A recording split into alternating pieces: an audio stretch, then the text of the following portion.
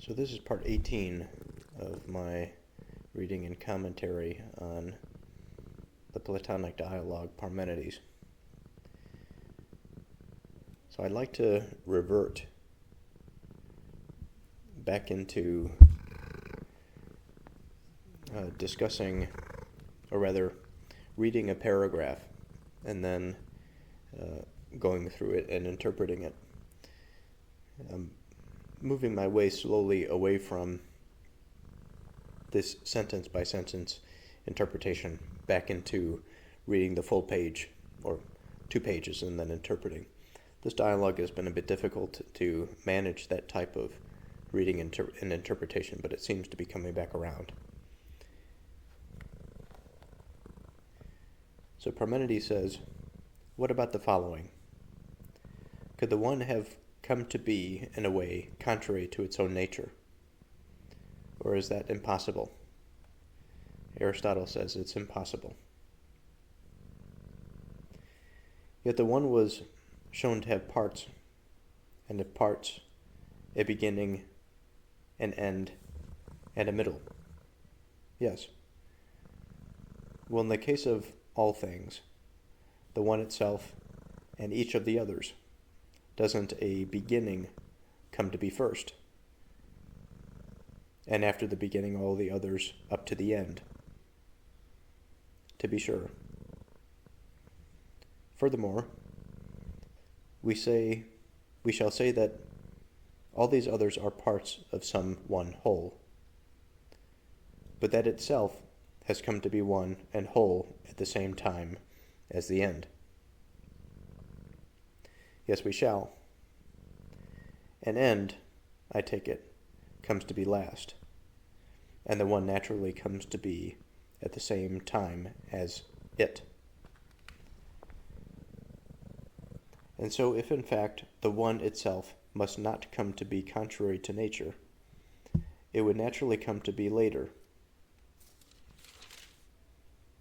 than the others, since it has come to be at the same time as the end. Apparently. Therefore the one is younger than the others, and the others older than it.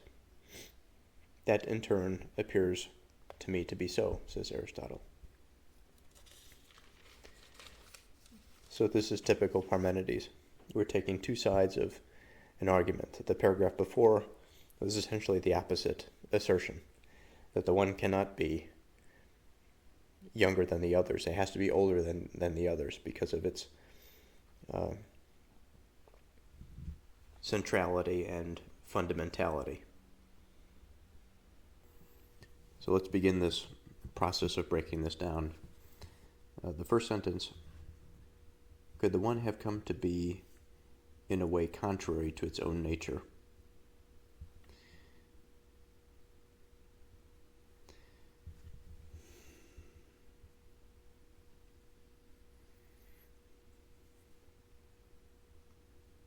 Contrary to its own nature.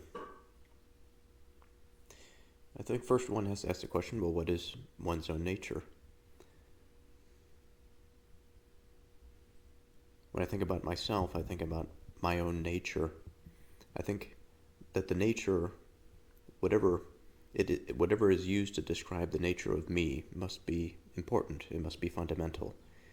It's something that some of the more peripheral parts of my expression would not be able to hold in and of themselves. It's deeper side of me. It's not deeper materially. It's deeper psychologically. It's deeper spiritually.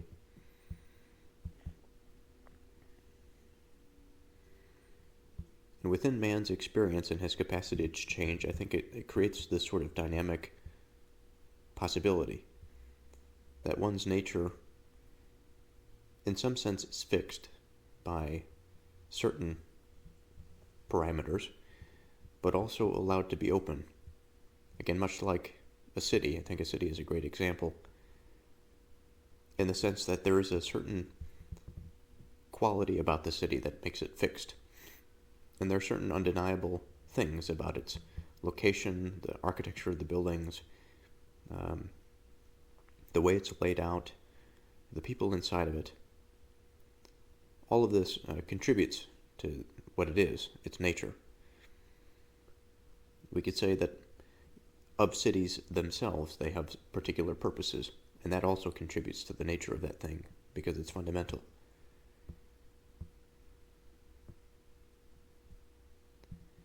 I don't wish to break this down to find the nature of me, necessarily, but at least to reflect on what it would mean to find the nature of myself, such that I could understand the definition of the term. But if we go to something more simple, like the one, for example, it's got our two parts, or our three, if we want to extend it. The bridge of coherence and oneness in being. Its nature, as best as I can estimate, is the expression of what it is. It's that facilitatory component, such that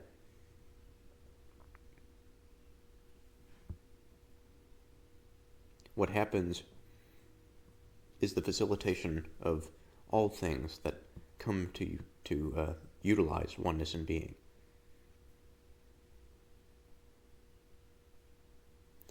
And so if we were to say that there was something contrary to its nature, it would be contrary to the expression of oneness in being, the opposite. And yet, says Parmenides, the one was shown to have parts, and if parts, a beginning, an end, and a middle. Now from here I think about the fullness of time, not just the perspective that we have for the limited amount of time that we are here. Thinking about the end of the one is, on one hand, a bit frightening, but also confusing. I don't understand what that means, nor do I understand what the beginning means. I can understand what the middle means, because of its affordance, and perhaps I can understand the beginning better than I can the end, because the beginning is the place at which these two principles had unified.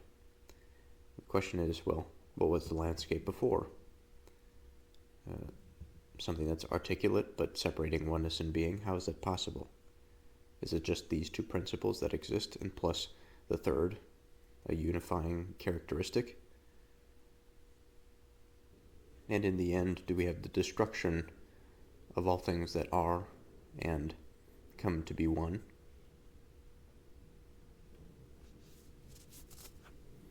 Or is there a transformation of the one itself at the end? Just as perhaps there is a transformation of the one in the beginning, while the one as we see it now, in this current paradigm, is responsible for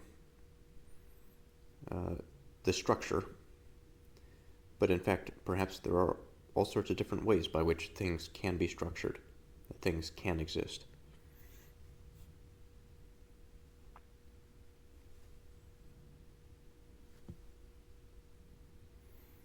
He says, well, in the case of all things, the one itself and each of the others, doesn't the beginning come to be first, and after the beginning the others up to the end?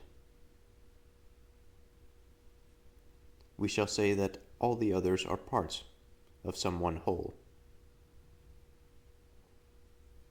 but that it itself has come to be one and whole at the same time as the end.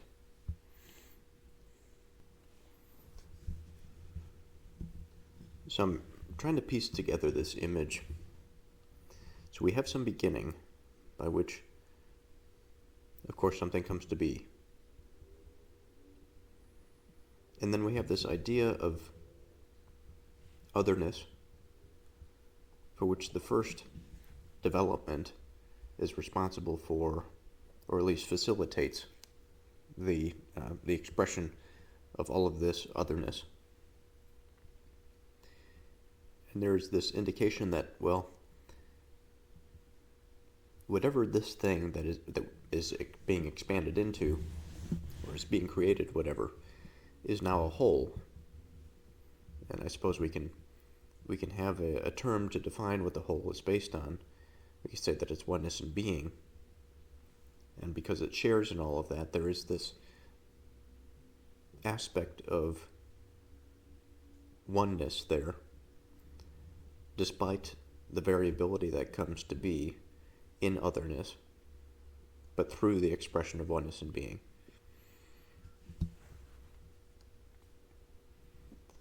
So again, well, in the case of all things, the one itself and each of the others, doesn't a beginning come to be first? And after the beginning, all the others up to the end. We shall say that all these others are parts of some one whole, but that itself has come to be one and whole at the same time as the end. So I want to keep in mind this whole that we're talking about. It would seem that the whole is not just the one, but it is all of the things that are facilitated by it, let's say. And so now as we reflect on this whole, there's the idea of an ending that comes to take place.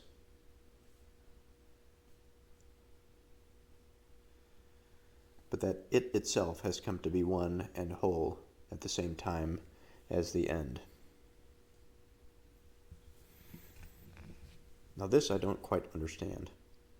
For if something is to come to an end, that means that not necessarily being has come to an end, but the thing that which it is by its nature now something different. And maybe we should put a placeholder there, because I wonder if it is by its nature different. If we go with the hypothesis that it is by its nature different, then what we have is that one of our original ideas, that the possibility of a new one, let's say, in the sense of the one, the expression of oneness in being, is now changed. It's perhaps maybe still an expression of being and of oneness, but maybe there are other components in this fundamental field, facilitatory field. And then the experience begins again. What the coming to the end of that cycle may look like, I have a hard time understanding exactly what that would be.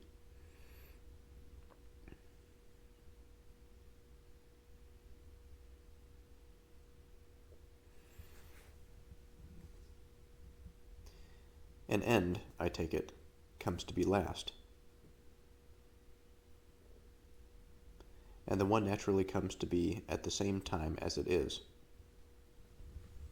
So I realized that I read that last bit wrong. He says, an end, I take it, comes to be last.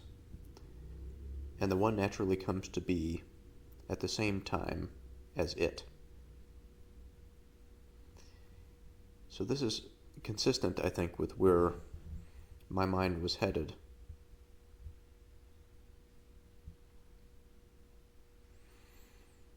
That we are not speaking of an end in absolute terms. We're not envisioning such a thing as absence. That reality is something for which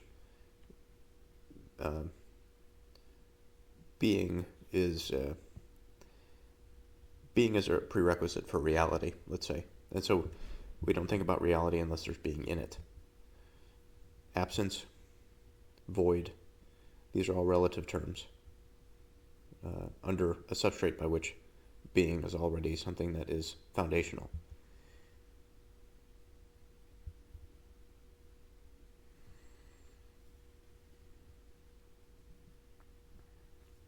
And so when we reach that which is considered to be last,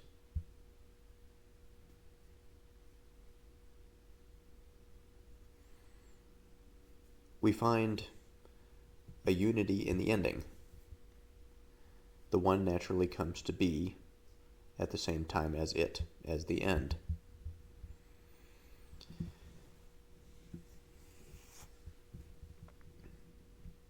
And so, again, I play around with this idea that maybe there are potentially different forms of the one. potential forms of the one.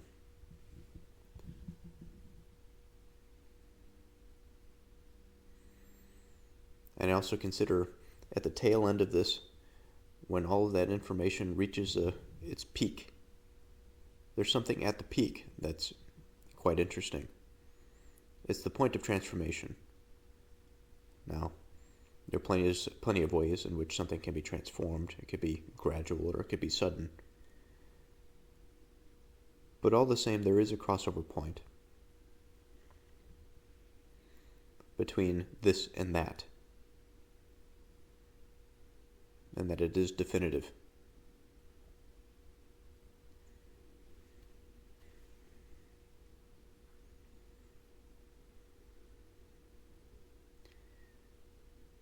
And I have to imagine that this place is beautiful,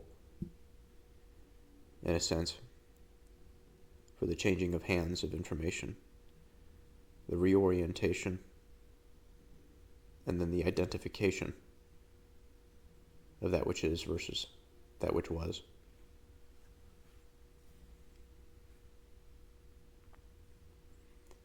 And so if in fact the one itself must not come to be contrary to nature, it would naturally come to be later than the others, since it has come to be at the same time as the end. And so this is an interesting point. He's saying, well, perhaps the others were based on some other model. Now, this is one way of interpreting it. I think another way of interpreting it is by saying, well, the one was the same thing, but there was a process by which something happened such that the expression of oneness and being collapsed in on itself, not to the point of destruction, but to the point of rebirth, and then the cycle started over again. I think this is also a possibility.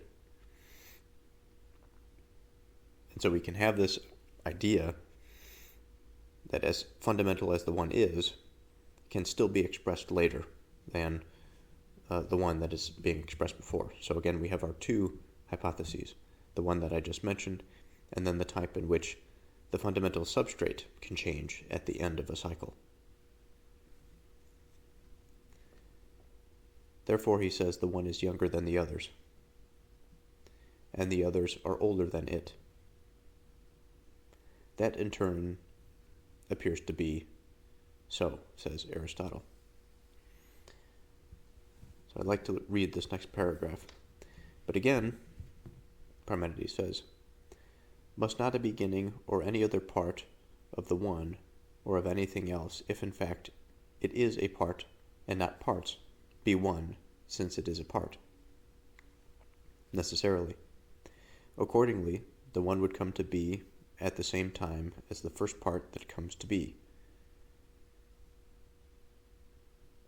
and at the same time as the second, and it is absent from none of the others that come to be, no matter what is added to what, until, upon arriving at the last part, it comes to be one whole, having been absent at the coming to be of neither the middle, nor the first, nor the last, nor any other part. True. Therefore the one is the same age as all the others.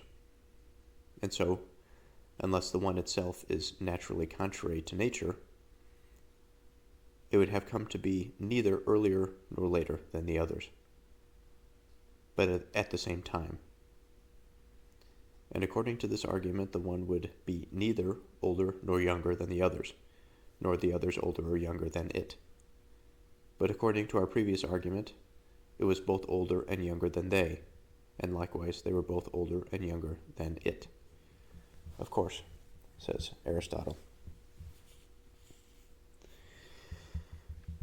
So the first thought that I had when I was reading that was, it's easy to see why Parmenides comes to the conclusion that all things are one. We find ourselves in such a mess of this back and forth about where the one is relative to otherness and the multiplicity, that we just cannot separate it. We can't determine if it's older or younger. We say it's both. We can't say if it is this or that. We say that there are elements. Maybe we say that there are elements of this in that. We say that there are ways that boundaries are penetrable, and that this sort of absoluteness is not something that is,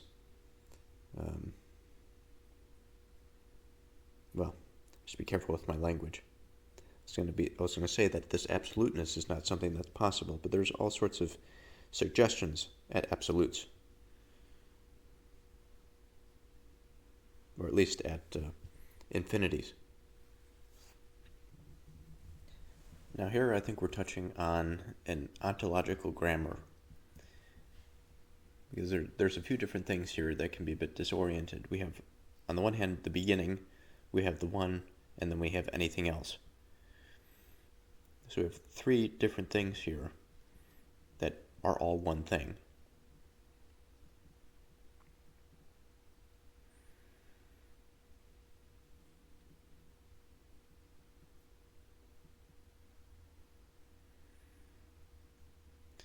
And we're identifying that each of these can be thought of as a part of some broader structure.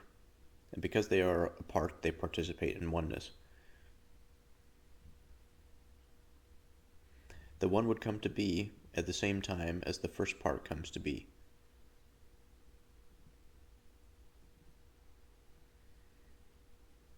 And at the same time as the second.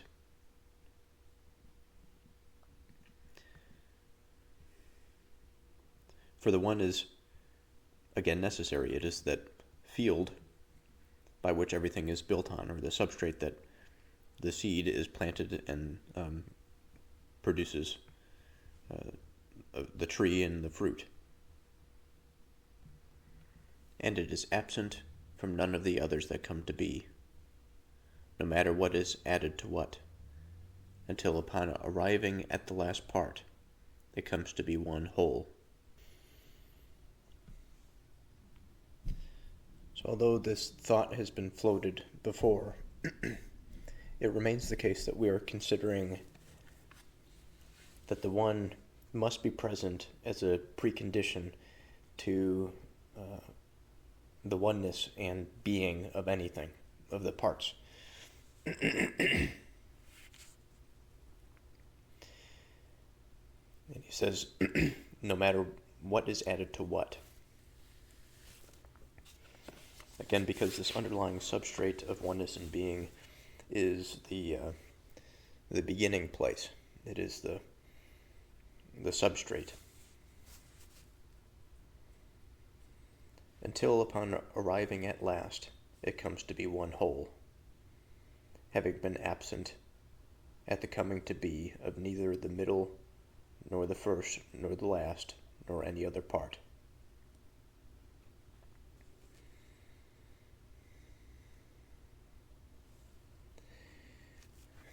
Now, arriving at the last part, we're thinking about one whole identity in which there are a series of parts that make up this thing that we call the one identity in question.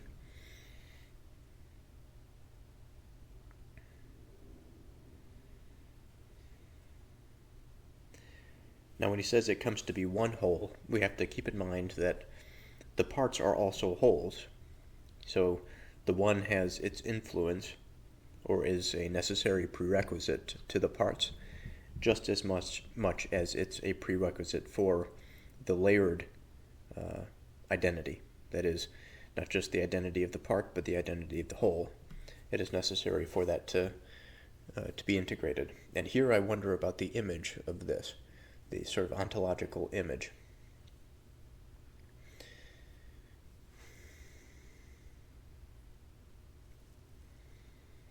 Before this, we've been speaking quite a bit about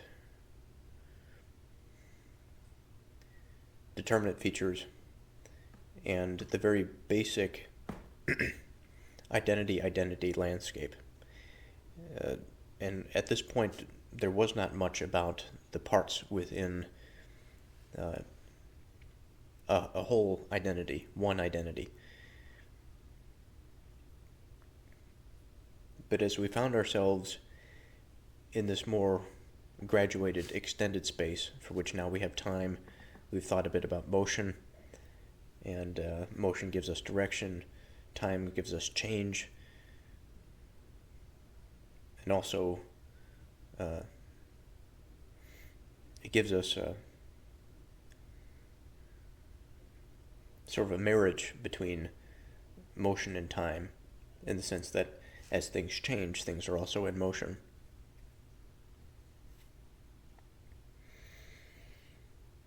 And with our determinate features, the inside, the outside, the this and that, the larger and the smaller, the before and the after,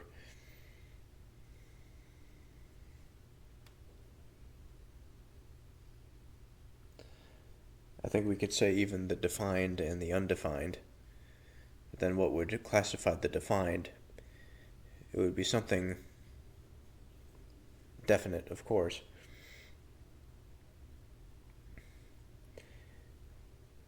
But in this space, when we say defined, I'm looking for something that is moving us more towards a specific property.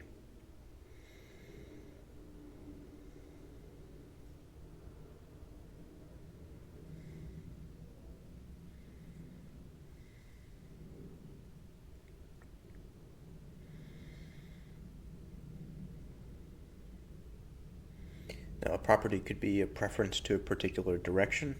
I think it could be a preference to a particular relation. It's something specific to the way the identity behaves.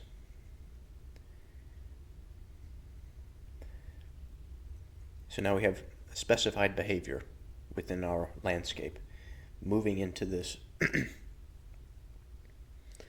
from the determinate landscape to the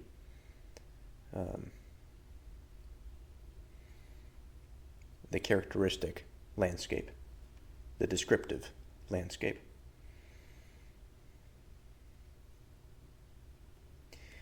And I think as we find these purposes, on one hand, I don't want to reduce everything to the need for some sort of complexity or sophistication, but I think complexity is an important component. And if by complexity we mean or imply that there are layers, they could be simple layers, but layers nonetheless, I think that this is important. And each part to an identity, I think, is an aspect by which we can appreciate how its preference, how its behavior comes to be.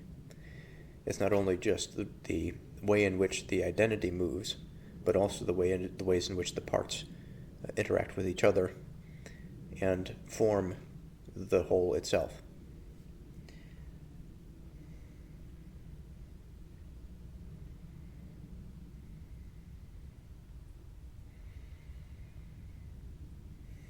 And so the interaction here between the one and a forming identity from parts is one of consolidation, harmony, farther relation, but it is bringing into being something that is one. And this procedure, I think, is descriptive at a particular level, but it is instructive of the whole, let's say, that the same thing that has happened to the identity of the one itself happened to any sort of number of identities that were created following this differentiation.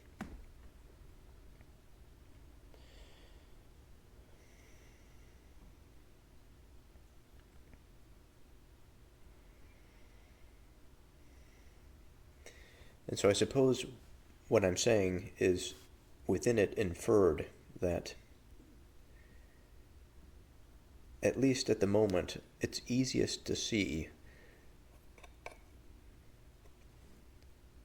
parts of a whole or parts of an identity when they are descriptive, when they are characteristic, when the identity has some sort of property.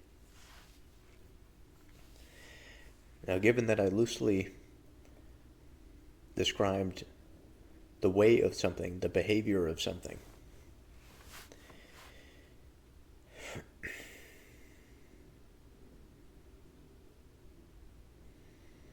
we could say that the desire of something as a rough equivalent to our own experience, but this desire is meant to be a uniqueness of motion, a preference that is not universal to all identities, whereas maybe all identities, motion is universal to all of them. The particular type or the angle of motion is not unique to all of them. Now, what's important here in this exercise is to give another push into the characteristic. And I'm having some difficulty imagining how we go from something that's purely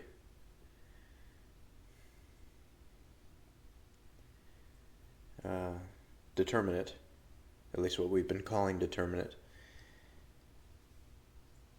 and something that's more specific, something that is descriptive.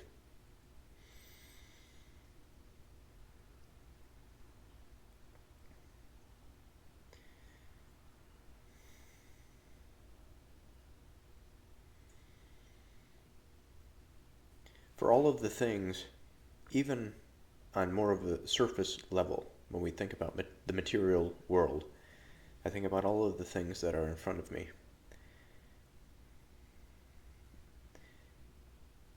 I think about all of the interactions. I think about all of the identities. I think of how interwoven and layered everything is, even quite simple things. For example, I have two rugs in front of me, two oriental rugs. And there are many different colors, there are many different patterns. One rug is more of like a tan and red, the other is more of a white, blue, purple, kind of an interesting contrast to one another, but that doesn't really matter. The point being, if I wanted to ask myself the question, what about the blue rug is descriptive? I can give a lot of different descriptions of what it is. Some would be properties, some would be more of on the superficial, in the present moment, instantiation type description, and others would be more essential to what the rug is. It would describe its purpose, it would describe its motion in a way, its behavior. So the rug, it's sort of meant to be on the floor, it is meant to hold, it is meant to give a particular aesthetic. It's meant to be a contrast to a harder surface. Now, if I said that the surface of the rug itself is soft, this would be more of a superficial property, descriptive term. Its broader participation and interaction with the whole of the apartment, let's say, would be another characterization, one that we're sort of thinking about now. But if I stay on the rug for a moment and we go a little bit farther down, we say, well, how do we get from this rug to the determinate features? How do we get from the rug being an important part of the atmosphere to something that is and not something that is not something that it is not? And I think the answer is quite simple. Everything is occurring at once. And I have to ask myself the question, is it necessary for the rug to have began some identity state prior to its physical instantiation?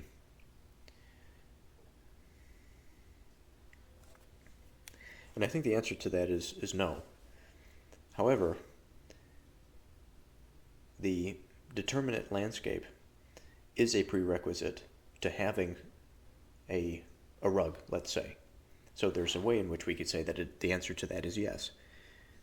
Because if we don't have the possibility for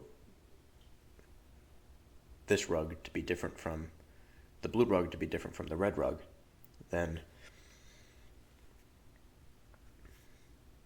we would not have that separation. We would not have that difference. The ability for that type of identity formation would not take place.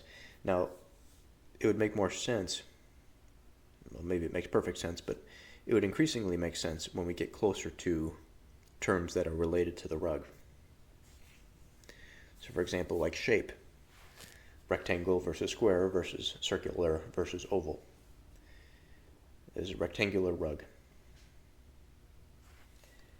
And these type of features, the shape orientation, it gives us a bunch of these possibilities.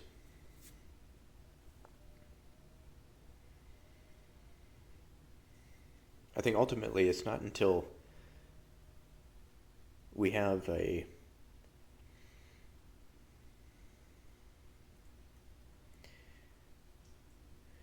think there's a point at which, I'm not sure exactly where it is, it's in the formal domain, in the sense that it doesn't necessarily have to be materialized, but it has to be intelligible.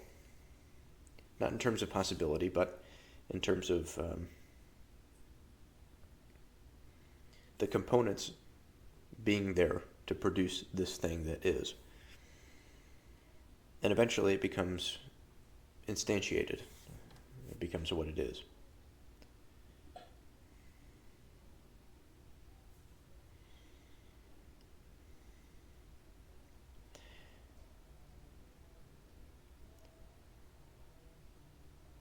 So we've moved a little bit farther. Not exactly sure that we've made any progress in our, well, maybe a little bit of progress in our moving towards, away from the determinate into the descriptive.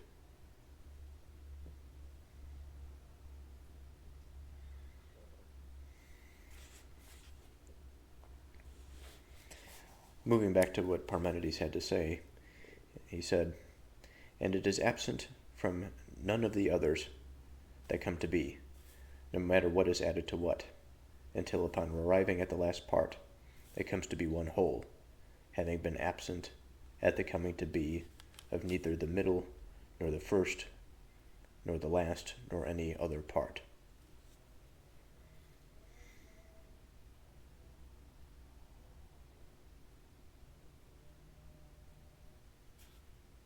Therefore, the one is the same age as all the others.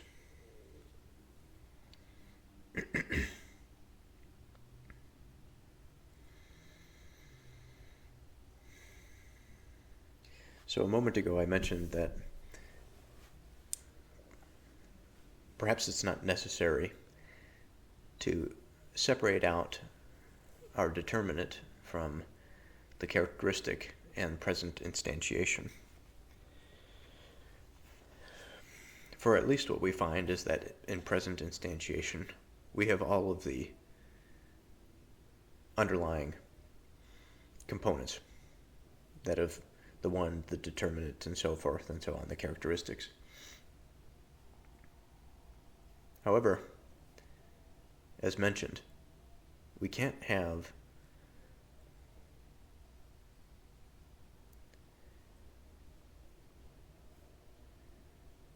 the rug only in itself. And by this I mean we can't have the rug that is not built upon, or rather participating in, the one, because it is an expression of oneness in being. And so time does have a relevance here. And so I think we still have to separate these out. But where I am now is that there's confusion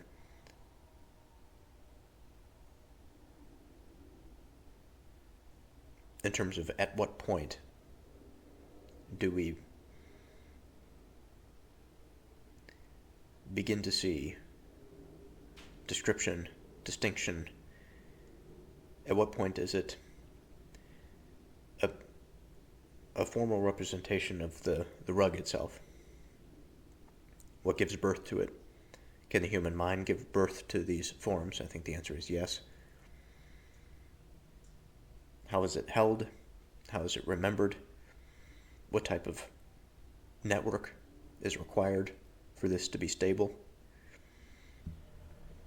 Until upon arriving at the last part, it comes to be one whole.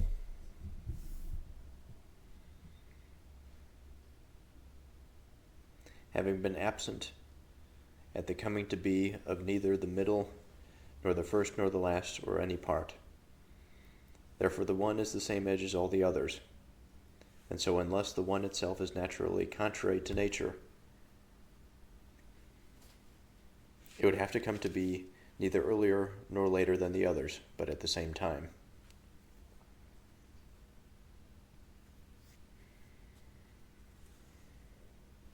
Now, the one itself being contrary to nature, I think there's an interesting implication here, in the sense that its own nature is the expression of oneness in being, and there's the coherence there that matters, this sort of rational coherence, or at least we can intuit and rationalize it.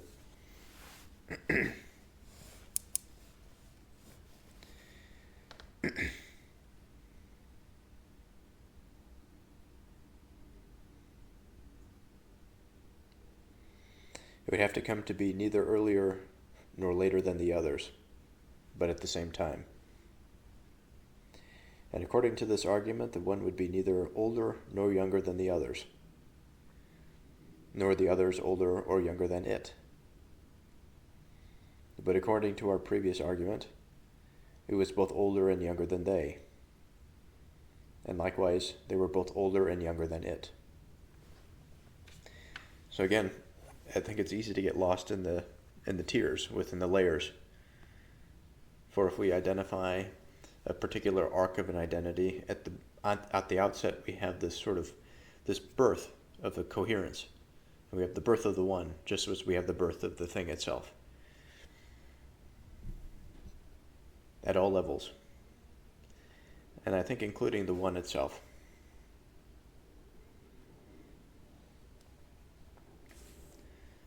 So reading the next paragraph here. That's how it is, and has come to be. But what about its coming to be both older and younger, and neither older nor younger than the others, and they than it? Is the case with coming to be just as it is with being? Or is it different? I can't say. But I can say this much, at least. If something is indeed older than another thing, it could not come to be still older by an amount greater than the original difference in age. Nor in turn could the younger come to be still younger, for equals added to unequals, in time or anything else at all, always make them differ by an amount equal to that which they differed at first. No doubt, says Aristotle. So what is older or younger could never come to be older or younger than what is older or younger, if in fact they always differ in age by an equal amount. On the contrary, something is and has come to be older, and something younger, but they do not come to be so. True. So also the one, since it is older or younger, never comes to be older or younger than the others that are older or younger than it. Yes, you're quite right. So today happens to be a Thursday, and it is a new day. I'm plagued, perhaps self-induced, but I'm plagued by a series of thoughts. Some of them contrary, some of them longing. They're not bad in and of themselves. Well, I suppose the contrary ones are, but the longing necessarily is not. And I think that even within the lead up to these contrary thoughts, it's not as though I am uh, outside of control of managing these and turning them, while they may be a bit melancholic, into something that is a beautiful expression. And I had a conversation today with somebody who told me that they're a bit depressed.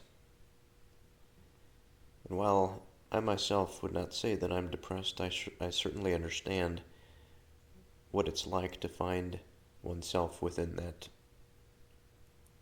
emotional disposition, that the products of the heart seem to betray the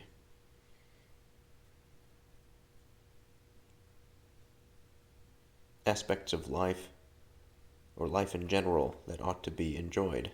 And the general sentiment is one of a sinking and a drowning type feeling, that enjoyment is difficult to come by, and that all productive pursuits are fleeting and not worthwhile. But there's always a way out of this sort of thing, if at the very least we deny the heart its momentary expression, and we give ourselves a goal, and we champion ourselves to move forward, to reach these goals. It is something of a beautiful thing to overcome something that would otherwise seem so naturally limiting for so unknown a reason. So perhaps one step that we can make is in focusing our attention on the fact that we're speaking about the one as an identity and the others still. I think there are plenty of branches that we are prompted to take, but we always sort of come back to this place, that we have an identity that we call the one, we have some notion of the expression of that identity, and how the expression of that identity is responsible for all otherness, and it is, on one hand, a separation between those two for some intellectual starting point or comparison, perhaps. And then there is how otherness and the expression of the one is so intimately related to it that we have difficulty in understanding how time interacts with it, difficulty in understanding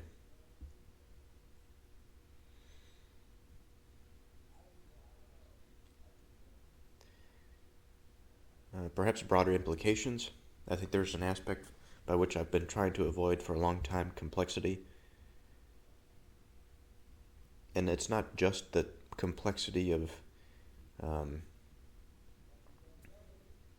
possibilities. It is that, but within a particular frame of, speaking of identity mechanics, the fundamental grammar, the fundamental scaffolding that these identities are made out of, and then adding on top of them layers of information that cause them to become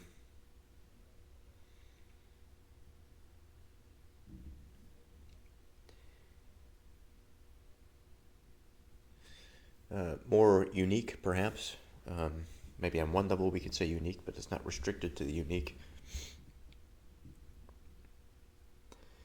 Certainly participatory in the one, in that expression. So it has oneness, it has being. There are these interwoven layers by which things can come to be or cease to be. This happens on a scale of the least complex to the most complex. And along with the weaving, there is this layering by which the weaving takes place in. The layering can be seen as complexity on one hand, but I don't think we can also reduce this to just complexity. I think we can have a lot of things that are random, that don't produce much interest, an interesting, intelligible order. It's rather the order itself that causes all of this to be structured, that we find this magic, we find the point at which our simple structural components find themselves to have some sort of orientation and meaning beyond that place by which we barely recognize. Perhaps I can't recognize it very well, because recognize in terms of I was about to say love, but I'm not sure this is the right answer.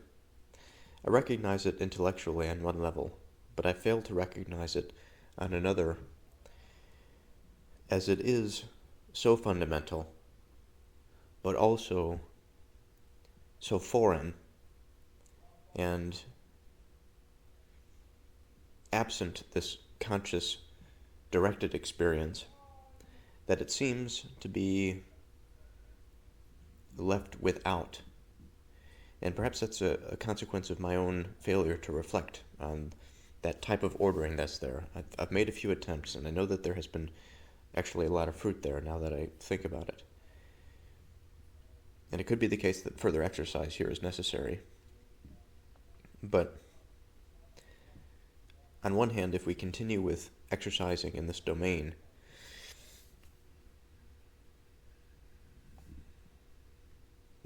well, I was about to make the justification that there's no guarantee that we're going to find what we're looking for, but also where we are now is no guarantee that we'll find what we're looking for. We have to move somewhere nonetheless. We can't stay stationary.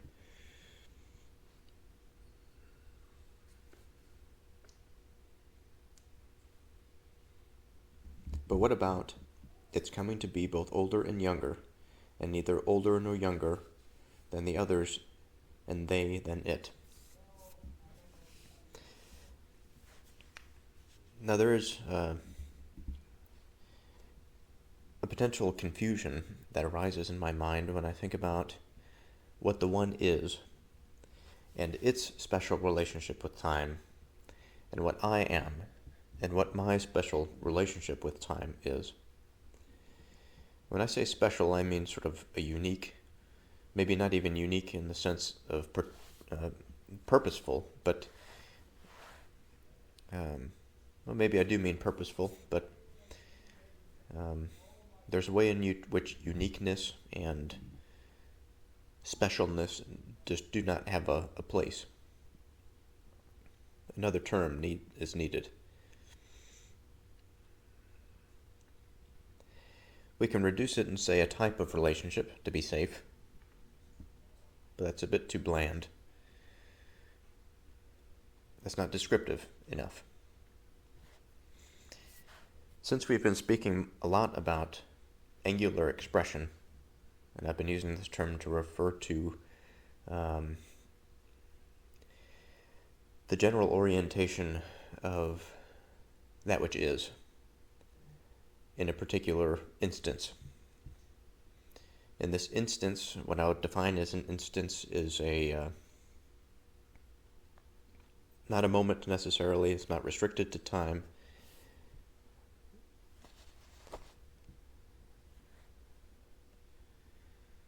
It is well, perhaps I should be careful when I say restricted to time, not restricted to time. I'm not sure how to conceptualize this yet, but the model that I have in my mind is this sort of circle. So we have these 360 degrees that go around the circle. In each degree, we have what I call an angular expression. It is the angle and the bounds by which being is expressed. Now, this is a very simple representation because it doesn't include time per se. So, for example, when I say that my expression is 1 degree of this 360 degrees. On one hand, it doesn't line up that the whole of the pie, that would be like the whole of reality, let's say, can be viewed in this prism or in this light. It's too restricted in terms of its dimensions. That's why time, I think, is an important necessity. That time comes in as this expander. Of course, it's a dimension, so it has to expand. It has to give a new measure by which we can see things. And time gives us depth. It gives us overlap. Maybe I should be careful here. So it gives us depth in one sense, that we can see that things have come to be and they have ceased to be. That there is this possibility of an undulating, and also, if we go from 2-dimensional to 3-dimensional, so to speak, this type of quality to it, such that time can penetrate into this space and find one identity in something that is called inexistence. That in and of itself is a bizarre term. For what is in existence? Right now, we would say that whatever is in existence is now because I am reflecting on it now. I can make assertions about what will be in existence later, or what was in existence, by certain reasons, perhaps of scientific study or of observation, but it is either strong observation of what is now, or what has been by people that lived before me but recorded what they saw and observed.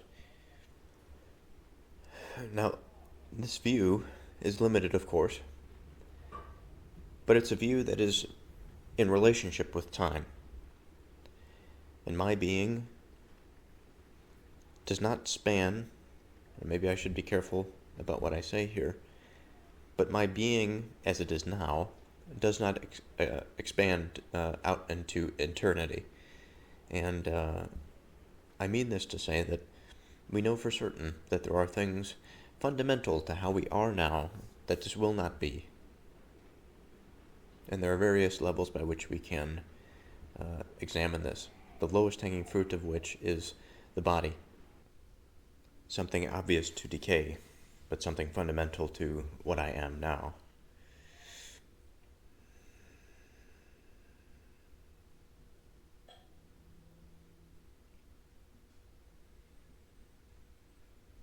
And a lot of what we've been exploring is this, what at once seems to be confusion, but at another instance seems to be a general reflection that we see the influence of the one in many things. And while it's at the moment difficult for me to remember how we exactly tracked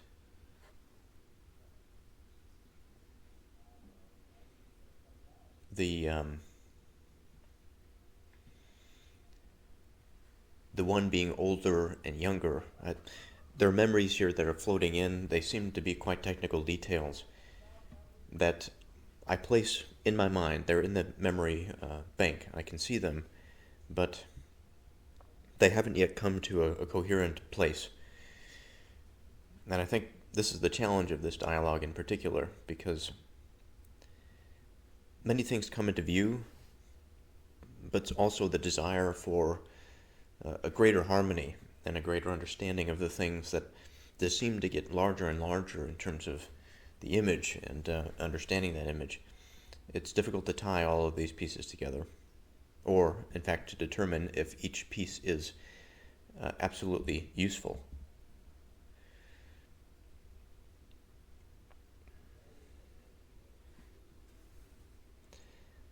That's how it is and has come to be. But what about its coming to be both older and younger, and neither older nor younger than the others, and they than it? What potential solution to this problem is the integrated structure that we've been talking about, that there is this network that is necessary, that necessarily the one participates in. It is the field, I've been calling it. It can be, I think, I have to be careful with language. These heuristics, I think, help. They give this sort of scaffolding for a general understanding of some philosophical ontology, broad ontology, but I always have to be careful with images, I think. But that aside, often referring to the one as the field of things. And not just the field of things, it includes oneness and being. So the coherence of the two is necessary for all other things to be built on top of it. And again, careful with the image not to think physically built on top of it, because it's not just like one layer of bricks and then an entirely different layer. It's essentially one brick in the sense that we examine the structure of oneness and being and all its derivatives through this action of difference. Through the action of difference, we have multiplicity. We have the very process by which the one has parts, the very process by which these parts, or rather I should say, the very process by which the fabric, the pure fabric of the one is separated, it's articulated, such that other things than itself can be. And this is, I think, perhaps an interesting component of difference that we really haven't talked about so much. And by this I mean that between these two,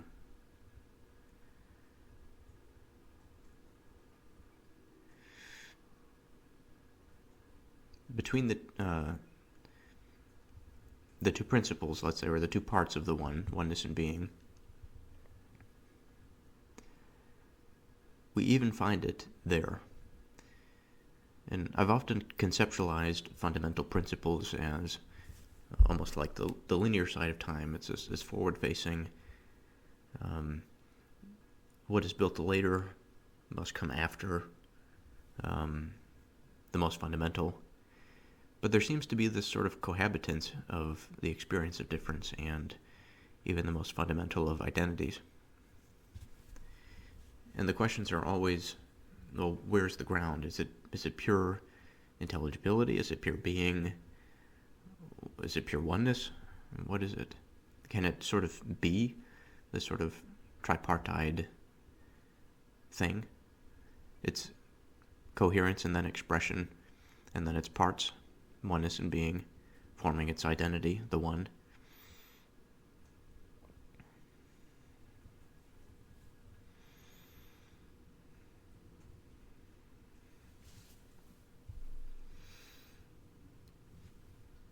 And while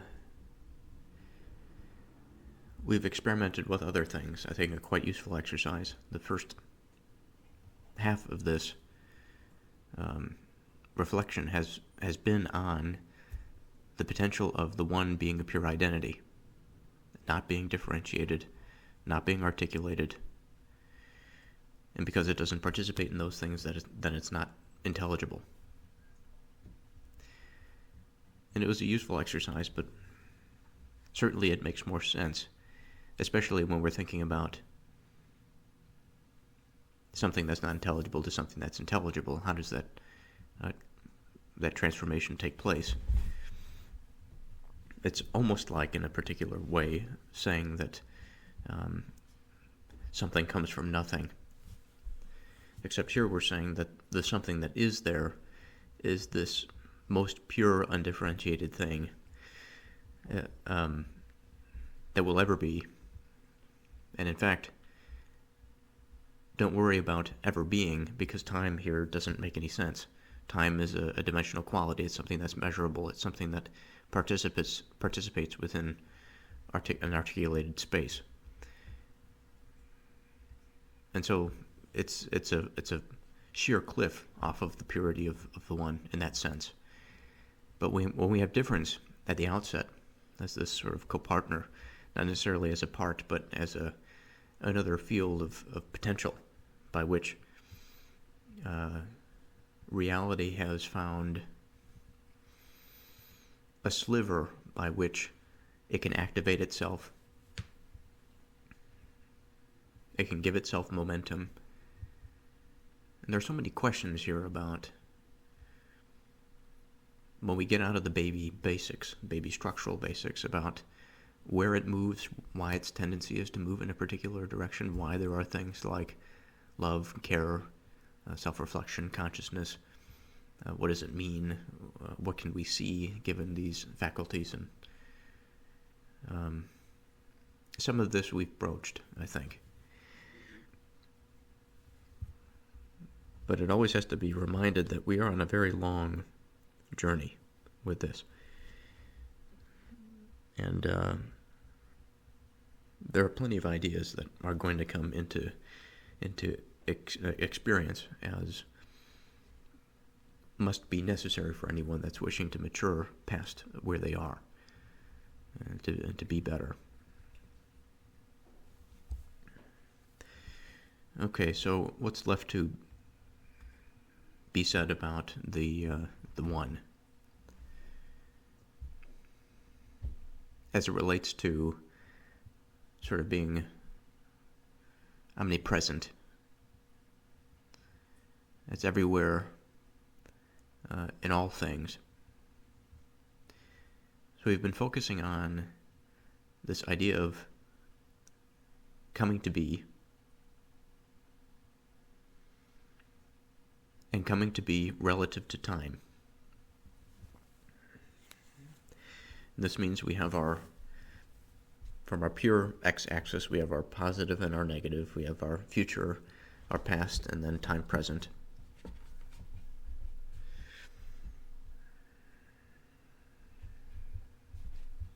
We've discussed the curvature of identity as it goes through its life, coming into being and then moving away from being or out of being.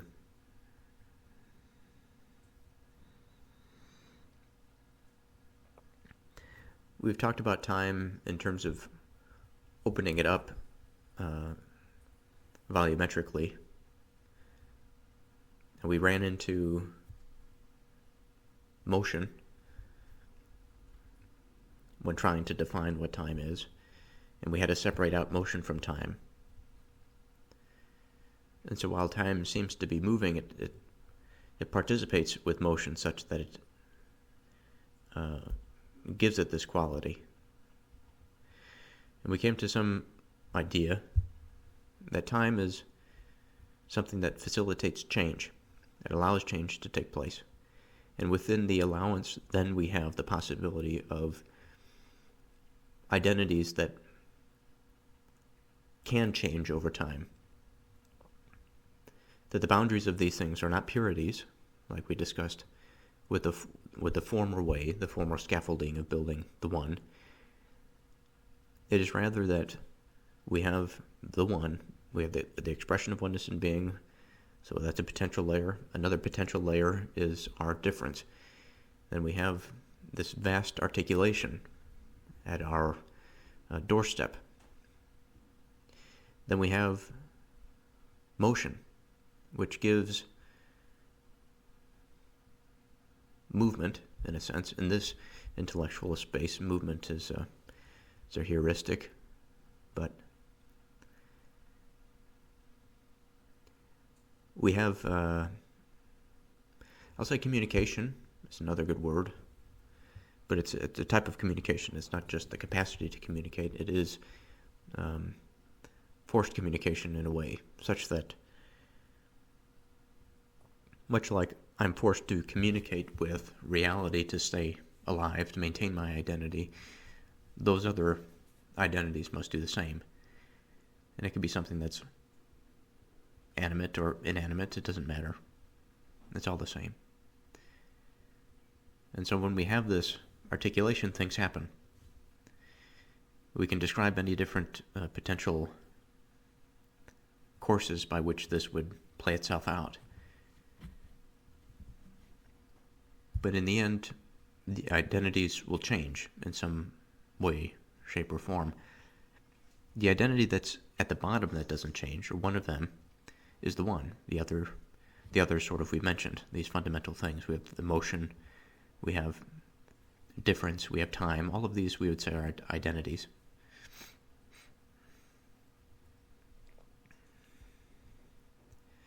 Strange identities, though. But because of them, we have time that has changed. Or rather, we have something that allows for change to take place. Just as something permits difference, we have something that permits change under conditions of motion. And because we have this permission of change, we can have a transfer of identity, we can have a destruction of identity, we can have a birth of identity. All of the different states become apparent and available. And as a matter of time, I think, again, it is because this change takes place that we are allowed to track the change. And time is a dimension, so it's given units, and it's something intelligible.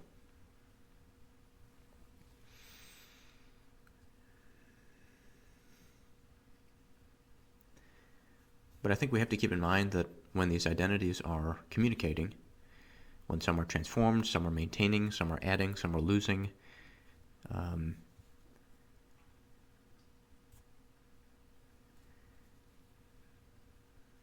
we have to keep in mind that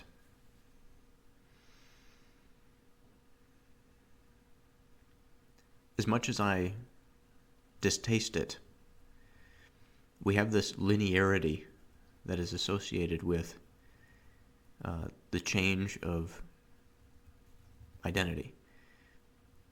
Again, going back to the past, present, and future scenario and situation. And then thinking about the relevance of what those things mean and are to a singular identity. And then perhaps following one component of that identity that is stable across all of them. Much like we can say, well, I'm an American, and I know that my lineage, let's say my cultural heritage and the political, is from the English. And the English have had many hundreds of years of this changing and undulating experience with institutions and authority and peoples, even languages. And I think that the beauty of a lot of that, when we talk about spirits and things, the spirit of liberty I've mentioned here, is one of those components that can be followed through the whole thing. I think that's when it becomes a spirit. That's when it is something foundational and persistent, that it can be identified and sought in time. And it's sought by, you see, the thing is about identities, and especially those that change, the stable components of those will undoubtedly find themselves in new relationships if we take time past to time future or time present.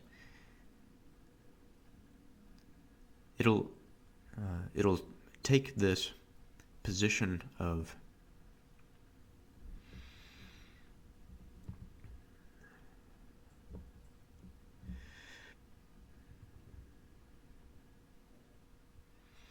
relationship differently in many different ways. And it's by relationships, it's by the communication of parts of information and the coherence of these things over time that allows us to be able to see them, to identify them. And from a human perspective, from a subjective perspective, stability in this sense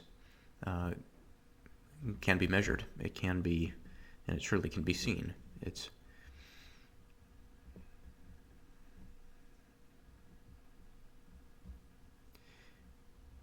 something, going back to the spirit of liberty, that can be picked out. And I find it valuable, especially when thinking about the spirit of liberty, or any other spirit for that matter, that is something that has been a component of something. It doesn't have to be the spiritual domain, but it can be. We'll stick with this. So if it is a spirit, let's say, that has existed for thousands of years, something that has been following man's trajectory, when we peel back the layers, I think we have to ask ourselves, when we're there, what about this spirit is long-lasting? Is it a good thing that it's long-lasting? Is it a bad thing? Why can I find it here and not find it in another state, in another identity state, with another set of relationships? What does this piece mean to the whole, given its current position and communication with different parts of that whole?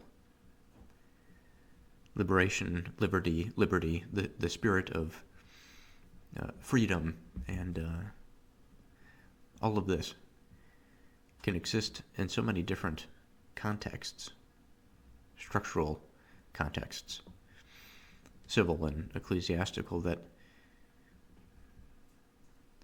we have to ask ourselves, well, there's variability there, but there's also restrictions in other places.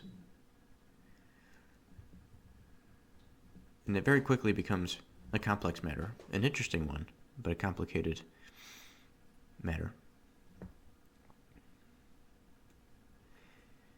I bring this up because I'm trying to expand this view that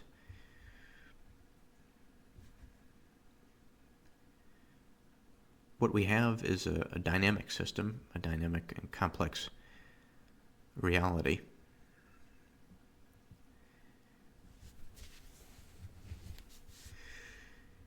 That, at least for the moment in Parmenides, we're being careful not to stretch,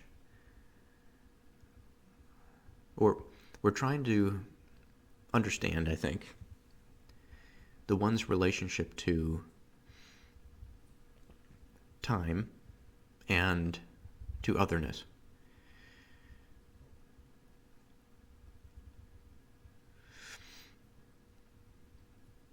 Now, if I say that the expression of the one participates in such a way that it provides foundation, it provides potential,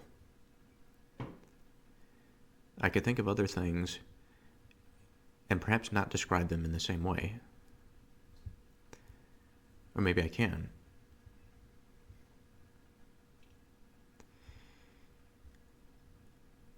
I suppose I can, and I think this is where the heart of the matter is. Because we are seeing the field, we are seeing capacity, possibility, built into, in some sense, things that come after. In some sense, it's of things before.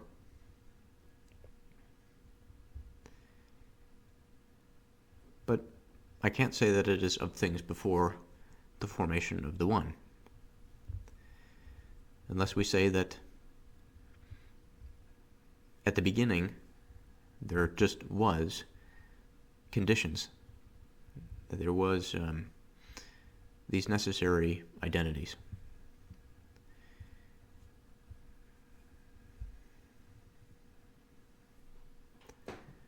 We could say that on another level they were written into being, and there's a broader structure outside of that that is responsible for it. What of purity and what of parts and of difference? In that scenario, it's hard to say. But there's kind of an undulating view that emerges, by which the room of mirrors is missing the point. It's not that an identity stands within it, and we see all of these mirrors and we can't find ourselves back to the foundation. It's just the same thing, same loop over and over and over again.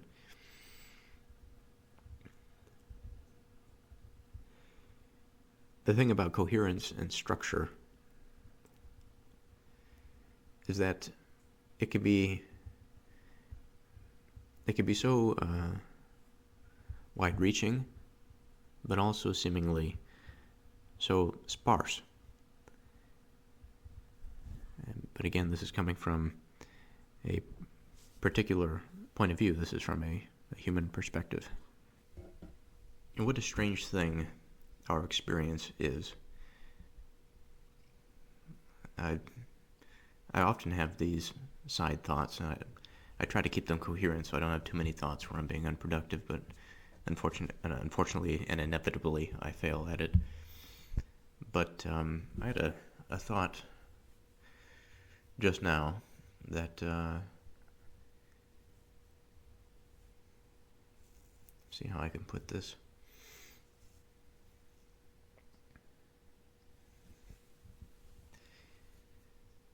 Our values, how we see things, how we orient to things, such a complicated examination it would be to see one's ontology and what it means in the broader scheme of things. And then to consider finding something that's shared between another person, such that a particular type of relation between two people takes place.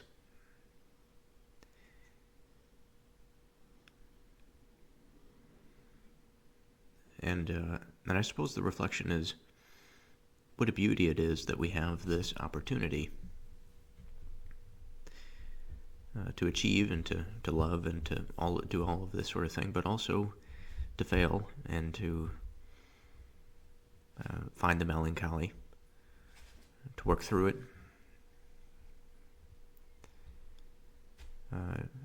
to go through the series of small deaths, maybe I'll say identity drifts, and reintegrations, rebirths, hopefully positive ones at a higher level.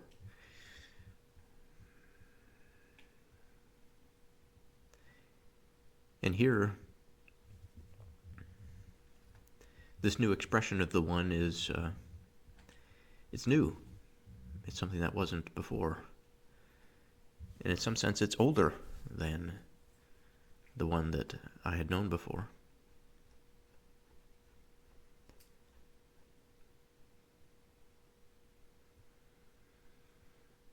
There are times when we zoom in, we see more of the acute effects of time,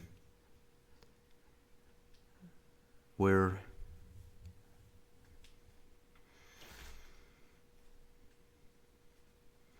I find myself in such a relationship to the one that I'm moving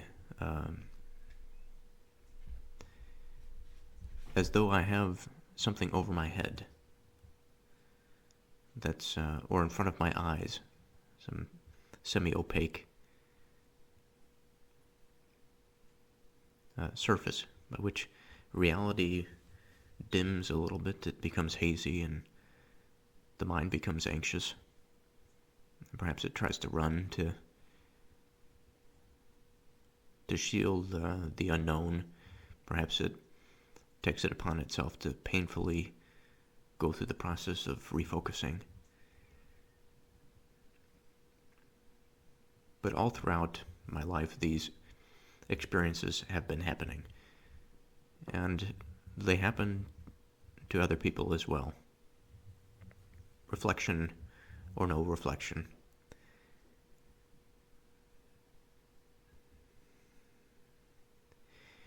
And here, much like we've been maintaining, there is this relative place by which it matters what the identity, the orienting identity is, or the identity of attention, sometimes I say. That we hold a particular thing in mind to achieve the relevance. Because we know that pure relativism, in the sense that all things are related to other things, but by their changing relations and orientations, it's impossible to know anything, that there's no ground, and of course that's not true. There is a lot of stability. I'm looking at it in front of me. From another perspective, perhaps some other organism may not think that this is all that stable, maybe if they have profound lifespans, but I know that my chairs and my table in front of me is not going anywhere anytime soon. I have a skull that's made out of a fine stone. It's been shaped, and I know that that's not going anywhere for a very long time. So we've done some exploring of time and relating these components together again. We talked about our experience and how that is relevant to this. The subject does have a role to play. It's not all just about omitting that thing from the equation, though understandably at times it is useful to run the exercise of having his influence outside of initial hypothesis and interpretation influence some measure. So again, in Parmenides, that's how it is and has come to be. But what about its coming to be both older and younger, and neither older nor younger than the others, and they than it? In the case with coming to be, just as it is with being, or is it different? I can't say, says Aristotle. But I can say this much, at least. If something is indeed other than another thing, it could not come to be still older by an amount greater than the original difference in age. Now here I find this to be interesting, because I think this goes along with what we've been saying, that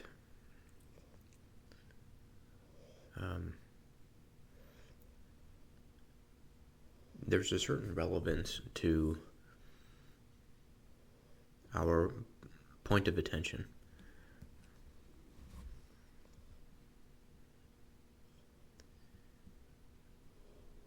More specifically, the context surrounding the relationship of two identities. If something is indeed older than another thing, so here, right off the bat, we have two things.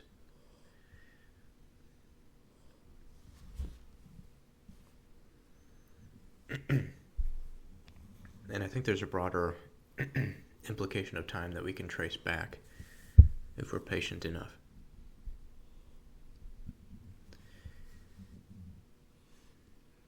So we say that one thing or something is older than something else.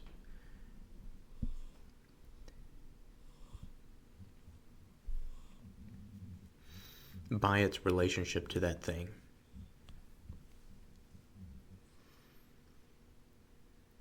We say that perhaps it has come to be earlier than this other thing, that it has spent more time in the identity, the consistent identity landscape, such that it is stable over the same period of potential change.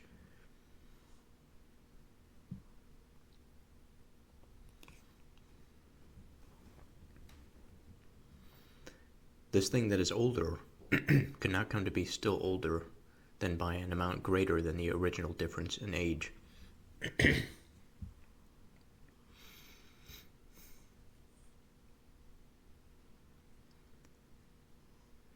For if we did, time would have a certain type of relativism to it that would make it almost redundant.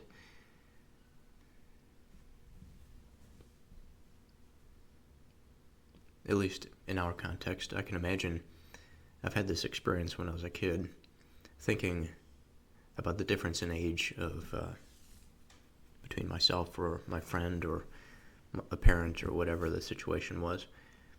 And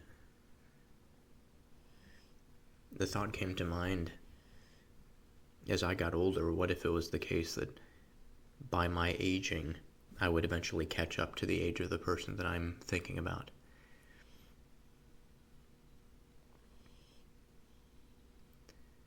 We'd have sort of an experience for which time is a selective participant rather than a ubiquitous one.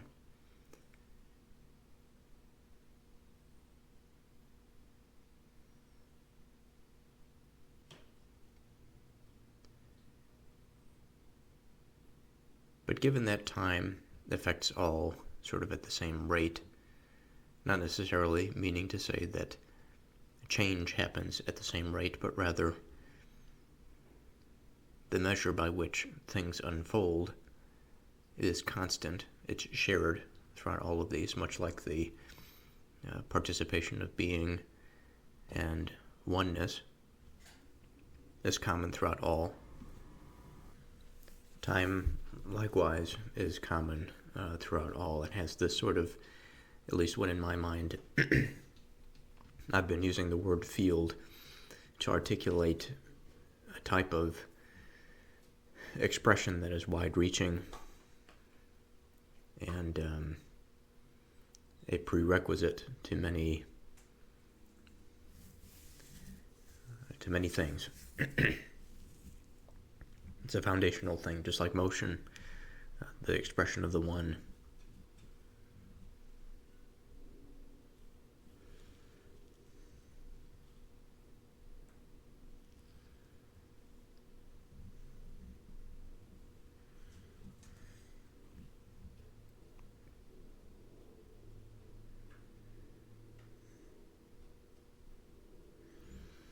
Now, when I think again about time, I think about this potential for change.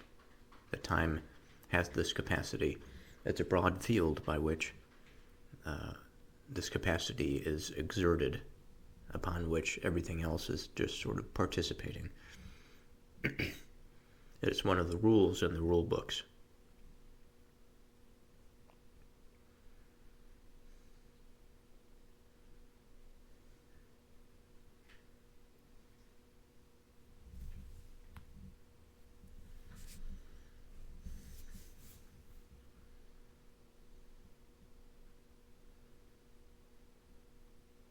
There's something deep in my mind that is telling me to be careful about seeing things too linearly. Now, what we've suggested so far doesn't necessarily imply an over-linearization, but it does imply a sort of homogenization. For we do see linear aspects. We say that time is dynamic, with a view of now that moves from the past and towards the future.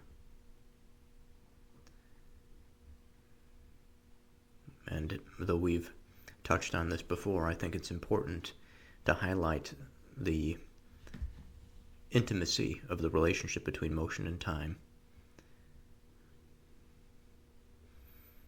For it would almost seem to be that motion is a part of time and not an independent identity. This is another interesting potential course that we can take, but I wish to keep them separate for now. That rather they are intertwined.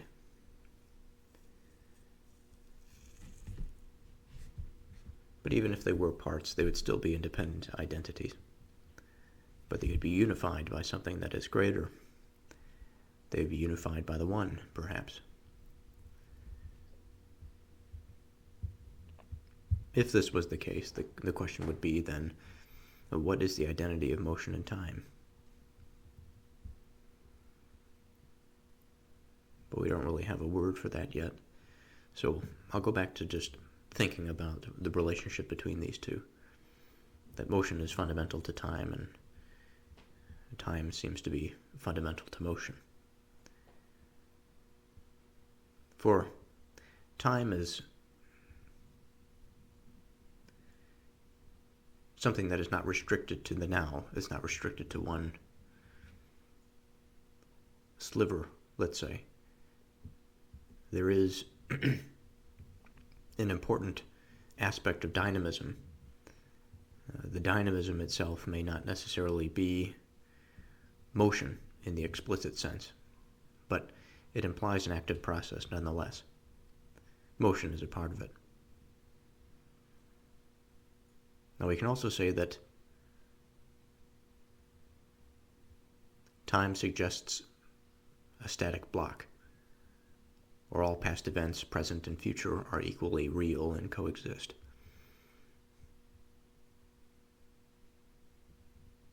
And I think there's some interesting elements to this as well. This gets into earlier thoughts about the expanded volume of time, rather than just a linear progression of it.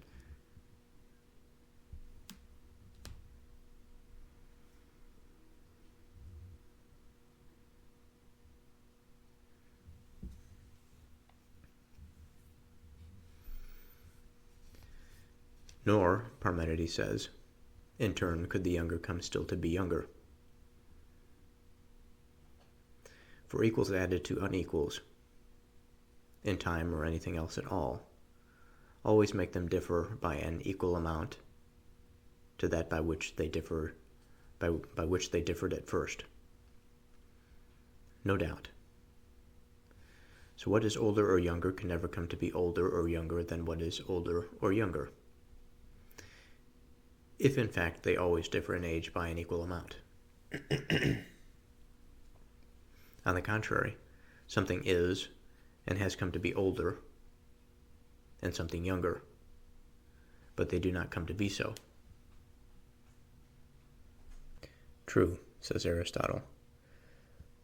So also, the one, since it is older or younger, never comes to be older or younger than the one, since it is older or younger, never comes to be older or younger than the others that are older or younger than it. Yes, you're quite right. I'm not sure if there's much to be said here, because we've been over this sort of thing before. Because of these qualities, because of the general relationships between one identity and another, and that to the one, we have difficulty in really appreciating where the one is in relation to time, and that in relation to the others as well. It's like an interlaced field by which the things themselves are unities and participants in being, and by that they have some relationship to the one, that the one at the outset of the production of their identity is now in some relative comparative relationship by time to the identity in question. And this happens all over the place, and so there's older and younger everywhere.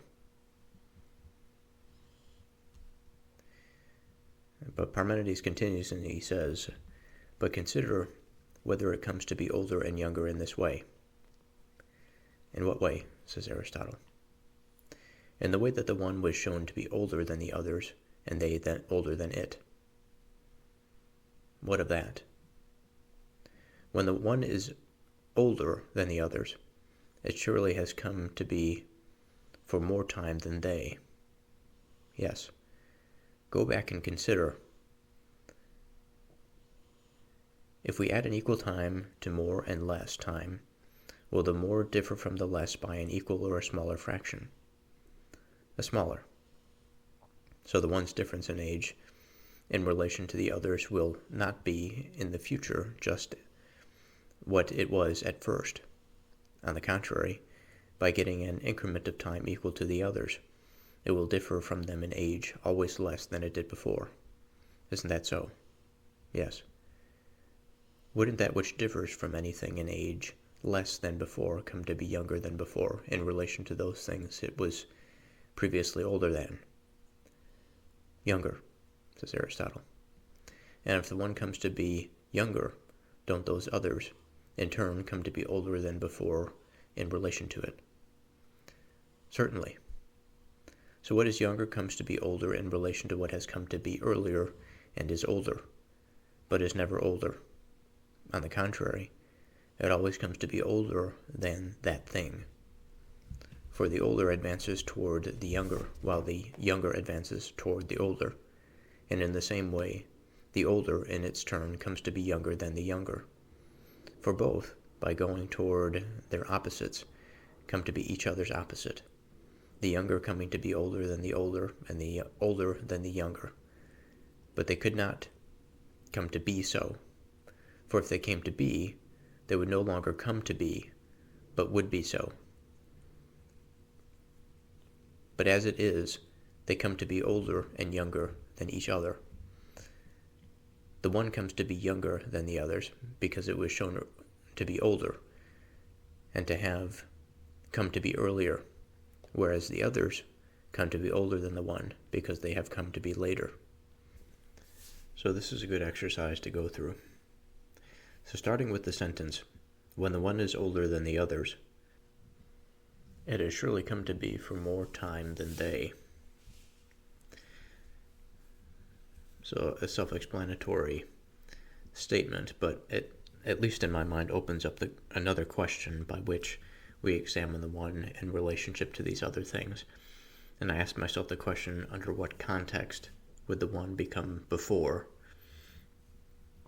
something other than it? And I think, in one sense, it's fairly reasonable to say that the one has become to be before all things that are other than it.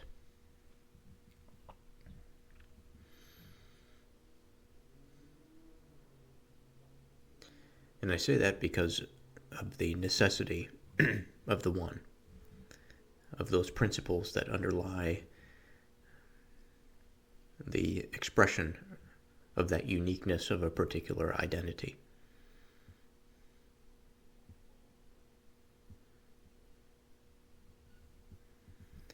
He says, if we add an equal time to more and less time, will the more differ from the less by an equal or a smaller fraction?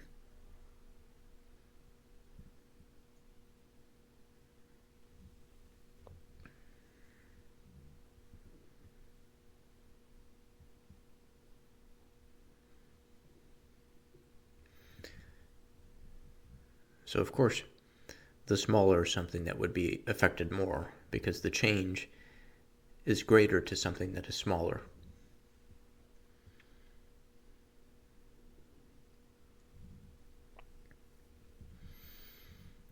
And much like we've been talking about, this change or potential, we're giving it a greater life to live, to experience, and to come into contact with all of this difference and uniqueness and all of it.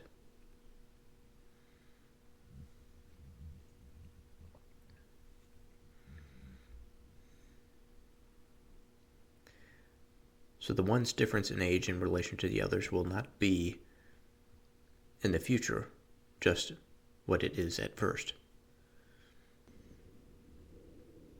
Just what it was at first. Correction there.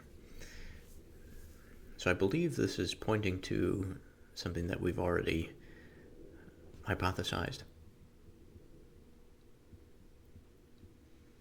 We're speaking about the one in relation to the others.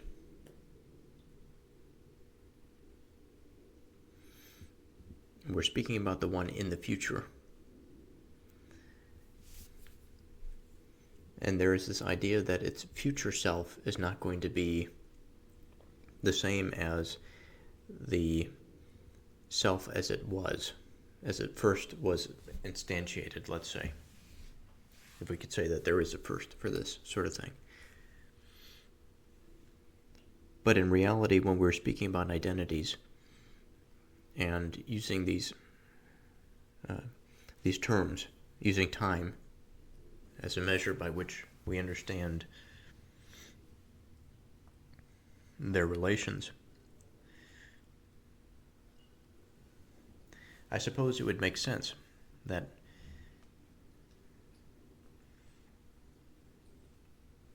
before, as I said, the one would be older than all things.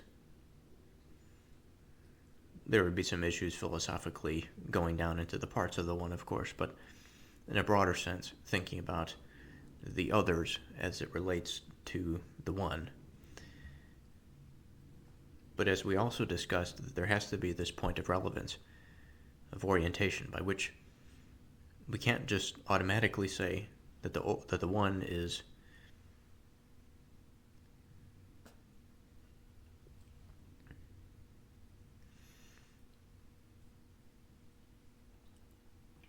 So here I find myself in a bit of a tricky situation, because on one hand, I can easily see how the one can be thought of as something that is the oldest thing per se. And then on the other, I can see how it would be necessary to have the birth of some identity to begin the age relation comparison. But it's necessary to begin it based on the identity in question, not the one per se. Because the one, the identity, let's say, the identity of otherness, must compare itself to the one.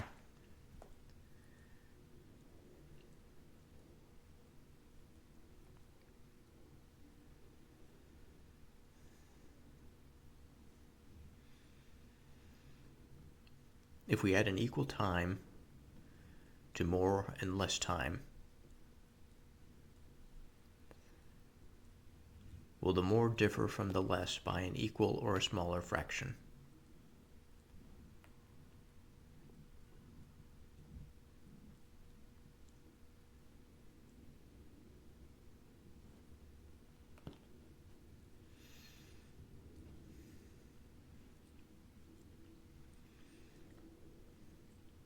So we said that the smaller would differ to a greater degree, whereas the more would differ to a smaller degree.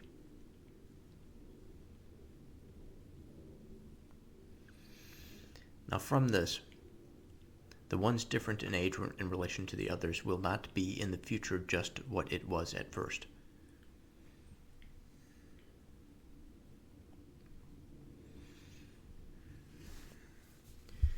So while a moment ago I believed that I had found something that made sense, now I struggle with it. So let's come back around to this.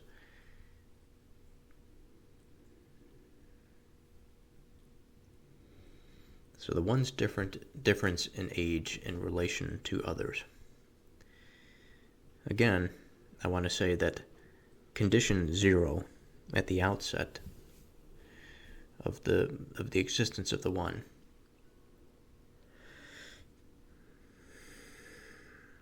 this is where we start the hypothetical timer. When otherness appears on scene, we have another timer that starts for the beginning or the inception of that thing's existence. But it's also a change in the status of the one, such that each instantiation is a spin, an ontological shift for what the one is. And so what do we say about the one in relation there? Because the one has now become to be something different. It's not just the thing that it was before. Will we call it something that's a new identity? No, because it would have some sort of consistency to it. So the question would be, well, then why would we not just compare it to time zero?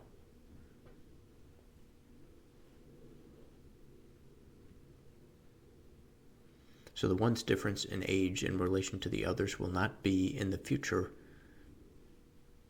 just what it was at first. On the contrary, by getting an increment of time equal to the others, it will differ from them in age always less than it did before.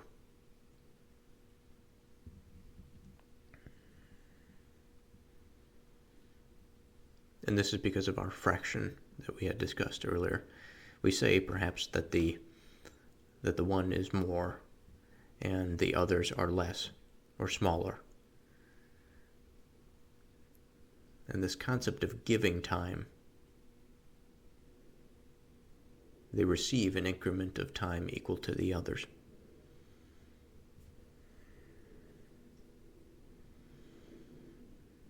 What I think Parmenides is identifying here is an asymmetry, and then trying to figure out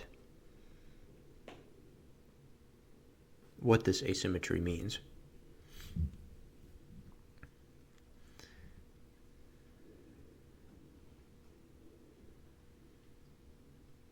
Because the impact of time, while the same amount is attributed, the impact is different. The question is, well, if the impact is different, is that relevant at all? By getting an increment of time equal to the others, it will differ from them in age always less than it did before.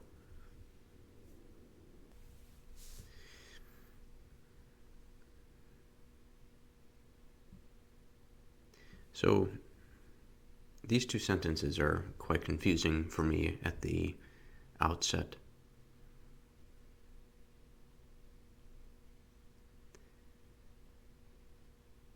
Part of it, I think, might be in the conceptualization of where the one is, where the one begins, in the context of time. So the one's difference in age in relation to the others will not be in the future just what it was at first. So although I've highlighted this before, it's worth getting into again. And so I think the reasoning before was that the one, when a new identity comes to be, its relationship to the one also comes to be at the same time.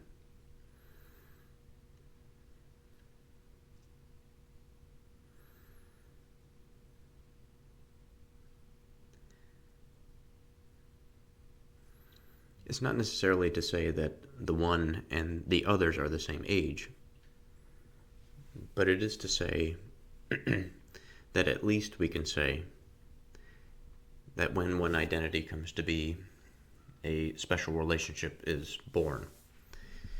And I wonder if this special relationship is significant to what is being said here.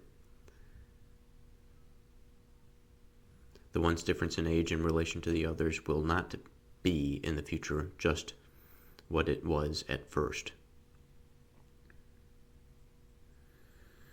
There are so many different ways that we can go here. So starting with our initial concept of the one having some relationship with an identity. So we imagine this identity being born, this time zero of identity in question.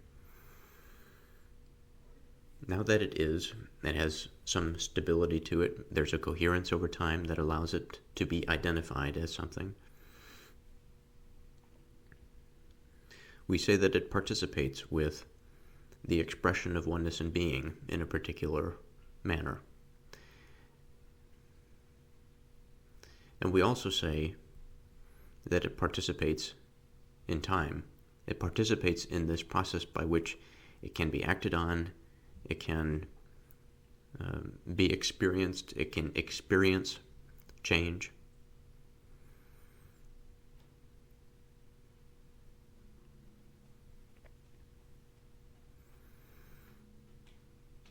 we would say that because there is this possibility for change, it's represented by some function. We would say over time, this can occur. It's by virtue of time and other factors like motion that shifts in identity, or the birth of identity, occurs in the first place.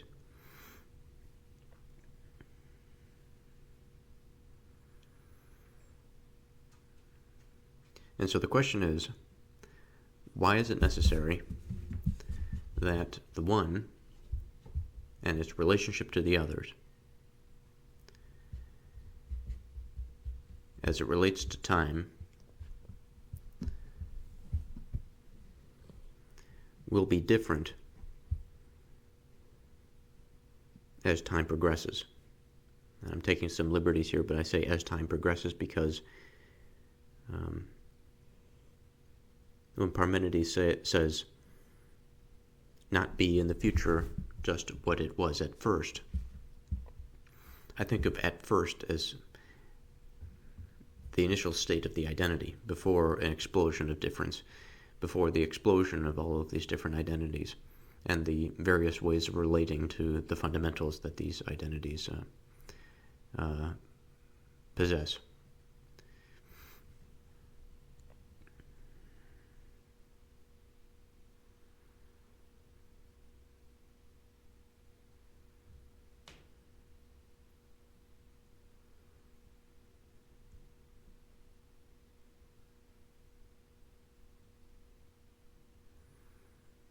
So the one's difference in age in relation to the others will not be in the future just what it was at first. Now we have to remember that this is coming off of the statement, if we add an equal time to more or less time, will the more differ from the less by an equal or a smaller fraction?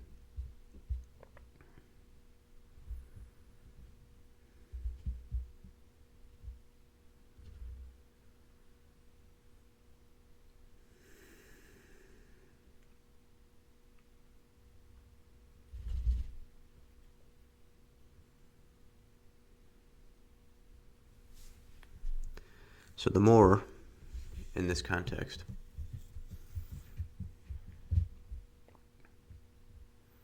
applies to the more of time. And given that the identity of the one is older, in that sense, we would say that there is more time associated with that particular identity. When we give time, I think we're effectively saying that we're adding time. When we say that we are adding time, we are saying that various change states and interactions have occurred, and this is something that could be measured by time.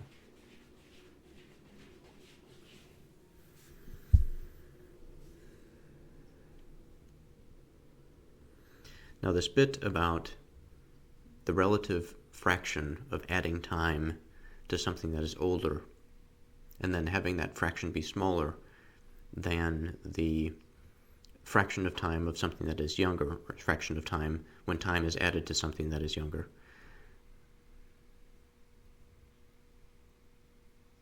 Part of me is trying to find the relevance.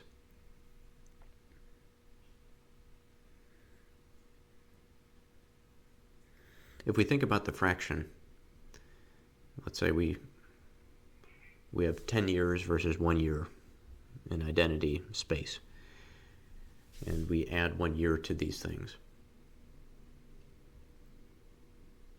We say that we have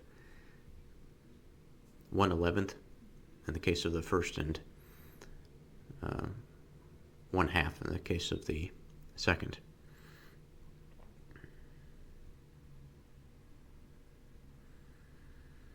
What this fraction tells us is that in the pool of time, the vastness that there is,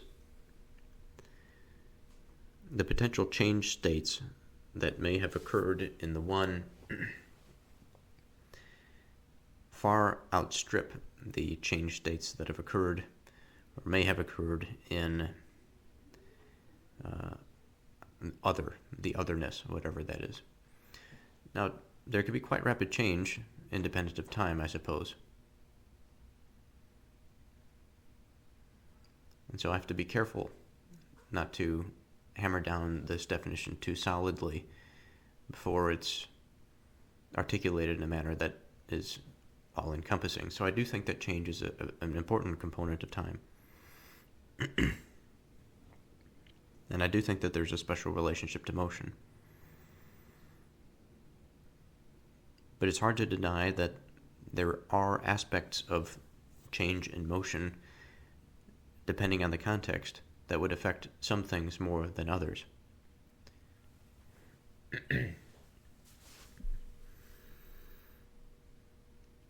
As it stands right now, my apartment is fairly stable. There's no risk of it collapsing. But if I were in Ukraine or in Palestine, the probability of my home being destroyed is higher.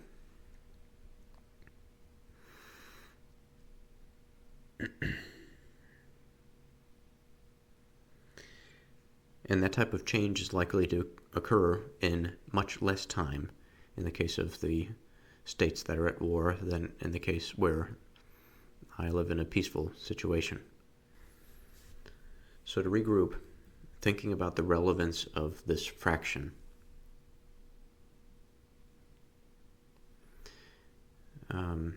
There's a footnote here by the author. He says the word translated here and below as fraction is elsewhere translated as part.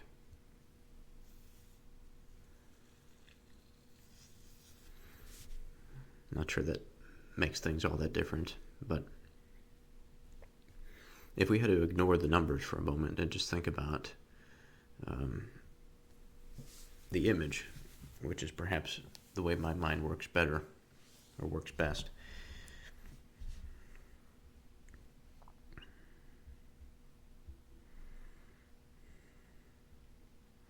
I'm beginning to move away from potential change states in time as the sole indicator for the relevance that this fraction would hold, because I do think that there is something here to explore.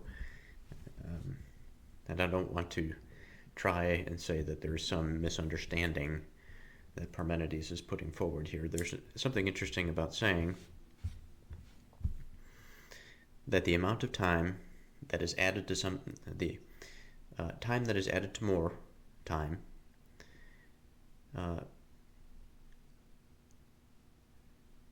the part that is added to it, assuming that it's equal in what we're comparing, is less of the total whole than that of time that is added to the smaller. And I think in terms of the identity, in terms of an individual, it would be much more meaningful if a year was added onto a 1-year-old or a 2-year-old's life in terms of their development. It's much more meaningful than a year that is added on to my life. If I look back in the past year, I think there could be some arguments for potential stagnation, and I should not say that a year should be as limited in development, but the fact of the matter is that the development between 2-1 and 2 and 3 of a child is significant, and there's really no way that I can compete with that. I can push as hard as I can intellectually and career-wise, but there's just fundamental differences there. And even if we're talking about quite substantially old identities and then just adding a trivial amount to them, if the difference between those identities is significantly large, we still have this disparity in terms of the meaning of time that is attributed to the identities. And the question also is that the right way to conceptualize it? The meaning of time, is this much like the potential change states? I think meaning is also kind of in the similar territory, in the sense that just because there is more or less time doesn't necessarily imply that something's going to be more or less meaningful, or for a change to happen. So the question becomes, is there something about this fraction, and I don't want to say the word potential, but is there something about this fraction, the ratio, the relative observation of the part of this thing compared to the whole, that is significant, that then we would draw some conclusion when we compare the one and the others.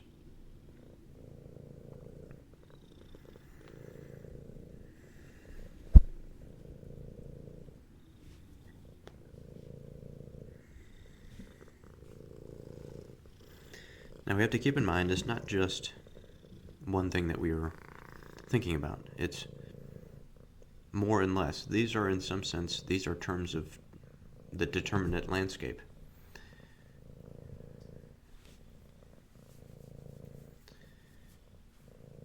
And we are, perhaps this is one of the first points at which we can reflect on the specificity as it then relates to the determinate sphere turning into something that is more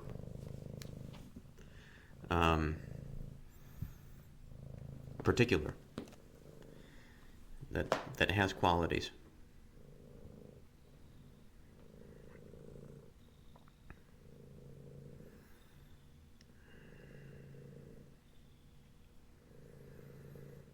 In this landscape, I do think that there is an importance and there is a relevance to the having more of time, having more of experience versus having less of it.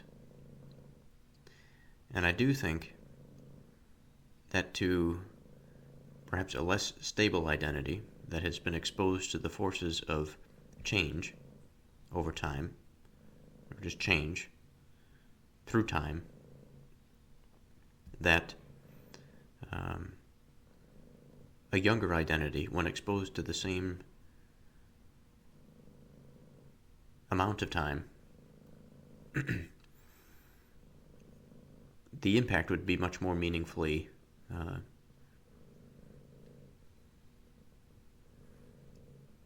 it would be much more meaningful.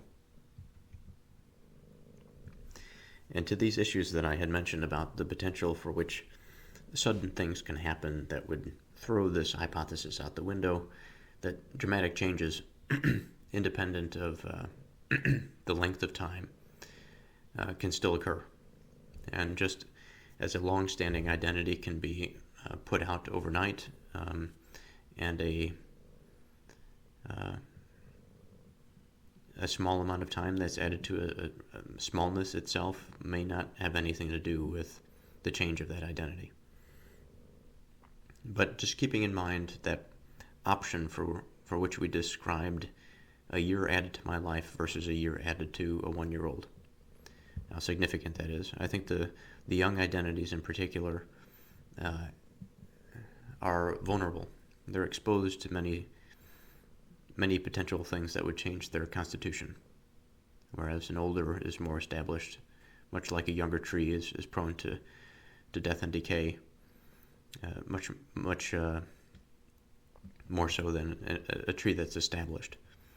Now, at the tail ends, of course, an old tree is exposed to death and dying just as much as a young tree is exposed to dying before it becomes firmly established.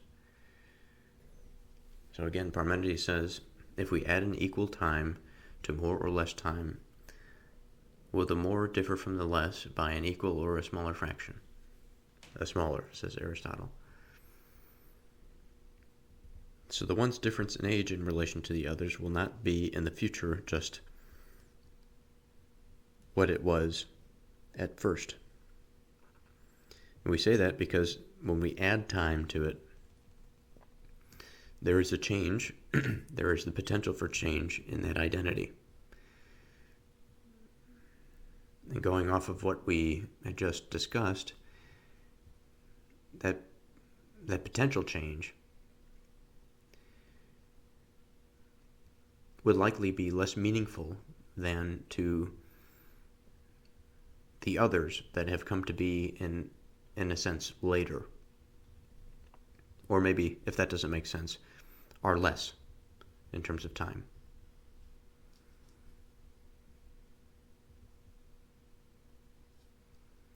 By getting an increment of time equal to the others, it will differ from them in age always less than it did before. Now here I have to think about interpreting this as meaning. So if we reword this and we say, on the contrary, by getting an increment of time equal to the others, it will differ from them in age always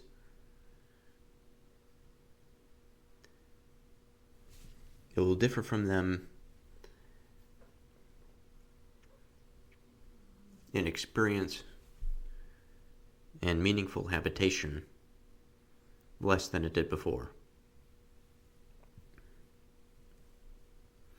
And by this we would see that the time and its effect on the one produce a lesser and lesser change than they do on the others, such that the others, as they are young, are much more affected by their existence as they go through time.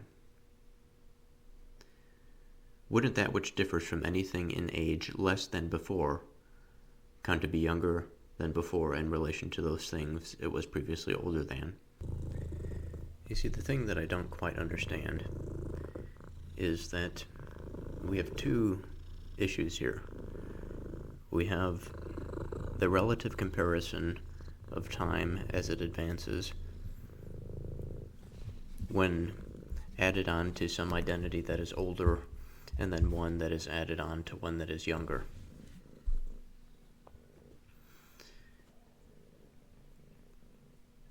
And in this way we have the fraction or the percentage of the whole that this time difference represents. And then on the other hand, we have the difference in time, the difference in age between two particular identities, where I am 30 some odd years old and my friend's daughter is 3.5 years old, or 2.5 years old.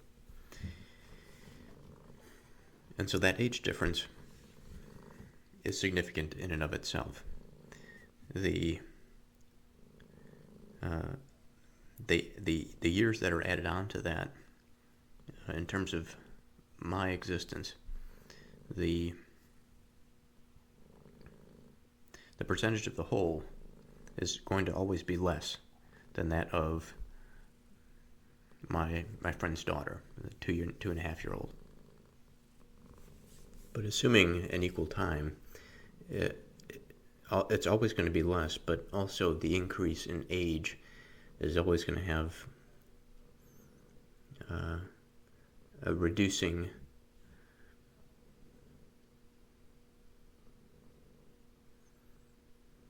percentage of the whole as my friend's daughter gets older. And so what I struggle with is the reflection that just because some percentage of the whole is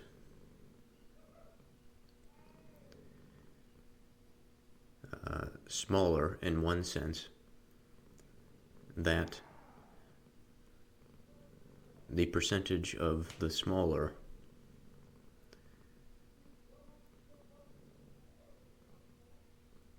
is somehow now approaching, moving towards the time or the age of the larger identity, let's say, larger in terms of time. And as we reflect on this, it's an aspect of change, a certain aspect of potential. There's a certain aspect of capacity there that time affords.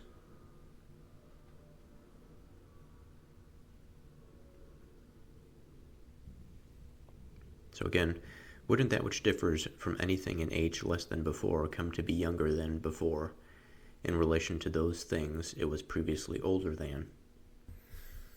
So I'm going to pause here for a moment, partly because I don't want to miss anything. If it is the case that I just can't find a way around this and I feel that there's something incorrect, okay, but I think that there's also a feeling in me that understands or that wishes to explore something that I feel like I've glossed over. And I think it's the concept of age. The concept of age as it relates to time.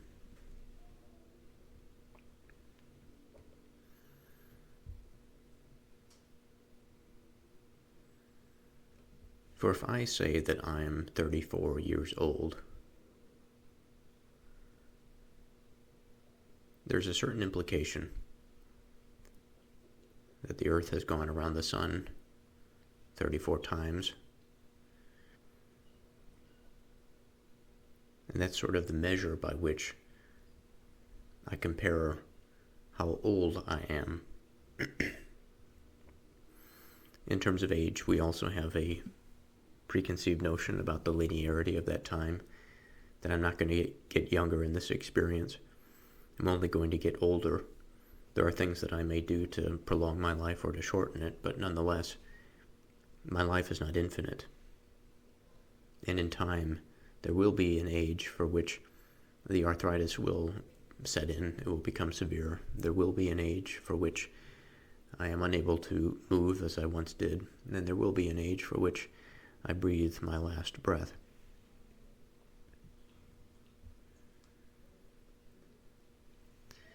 And yet, the age, as defined by the number of times that the Earth goes around the Sun, gives me a marker, but I don't think it really tells me an intimate relationship about the ontological expression of my identity and otherness. If I'm going to say in this example that I am the one, and everything else I'm sort of comparing to. When I say that I am the one, I'm not saying that there is some sort of superiority. I'm just saying that I am the one in the sense of the identity of focus or of attention.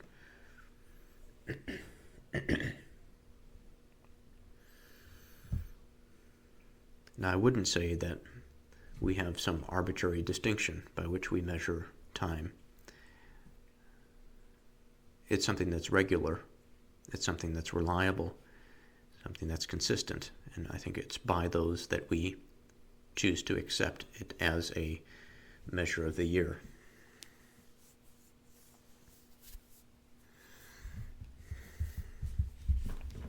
And it's also within the relationship and the association to the linearity, the implicit understanding of birth, of life, and of dying, that we have something a little bit greater emerge, which is relevance, because the Earth going around the Sun in and of itself, I think gets at something deeper. But when it is associated with a particular identity in a particular context, this identity then uses it as a reliable measure by which it can monitor its own question mark. Well, this question mark, I think, is at the heart of what we've been trying to get at in terms of time, the meaning of time.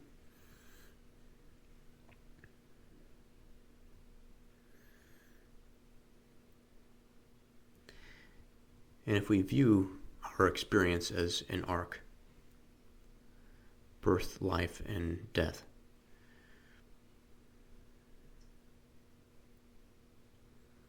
what matters most is not necessarily the amount of times that the Earth goes around the Sun,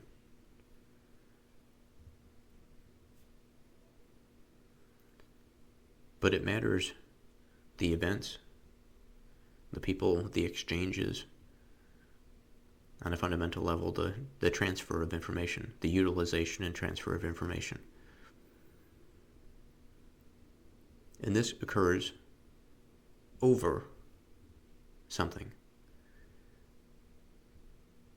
we would say over a period, over time, that it is because of this progression, because of some advancement, that the information flows.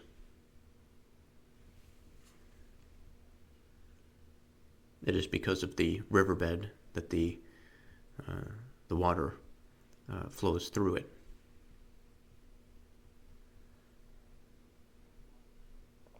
There's also other factors there. But like we've been talking about with time, it's not just time itself that seems to give rise to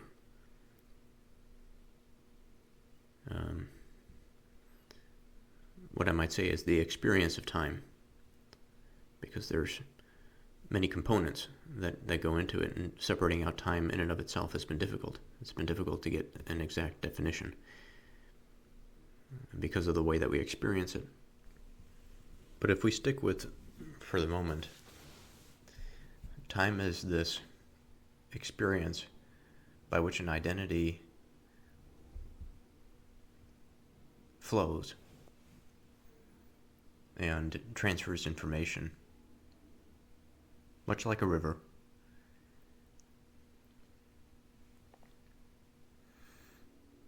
I think this gives us a place to start. And then when we approach the word age,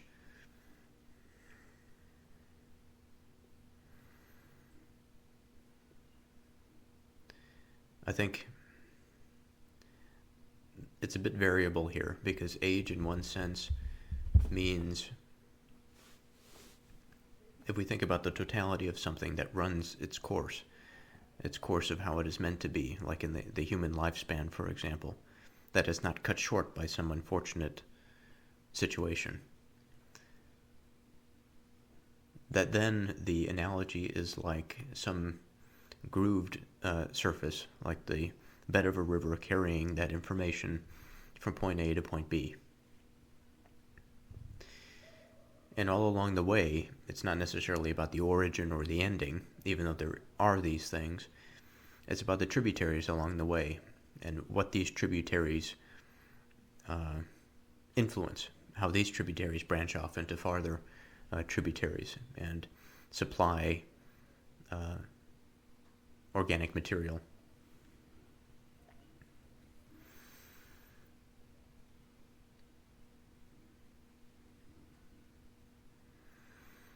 And so the age is sort of the arc that was, or the arc that currently is. And going back to the original point, that this notion of measure is important. It's important for us to track and to understand where we are in that arc, relatively speaking, meaning that we have some rough understanding of how we understand life to play out, how long it is, and where the peaks of life are, where the growth points are, and all of these sorts of things, where we ought to be in life at a certain age, and this and that. Now, when we think about this age, I think about the arc, and I think about the place of now in the identity's lifespan.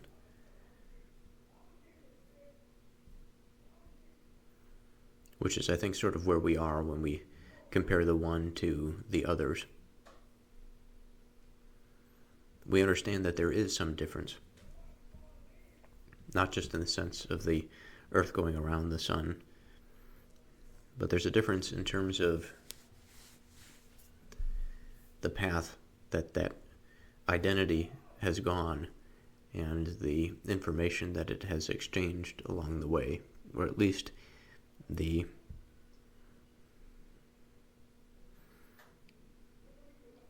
by its flow, by the path that it has taken, the possibility of exchanging information. We understand that these two are quite different. So then when we think about adding time to this experience, we're adding potential states by which information can be exchanged between one identity and another. and also within the identity itself. I think that's a point that I haven't made as clearly, perhaps, as I should have. It's information within the identity and also without, between, all this sort of thing. The within is important because there are parts to the identity that communicate with each other.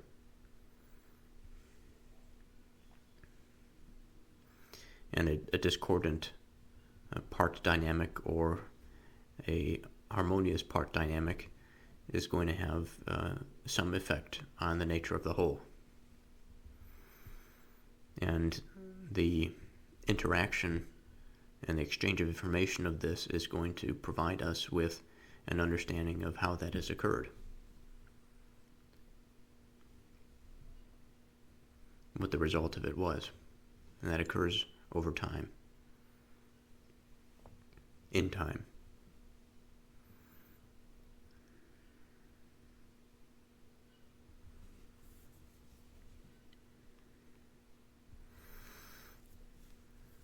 Now, if we have a stable identity, so something that is older than another, that has been through many different experiences,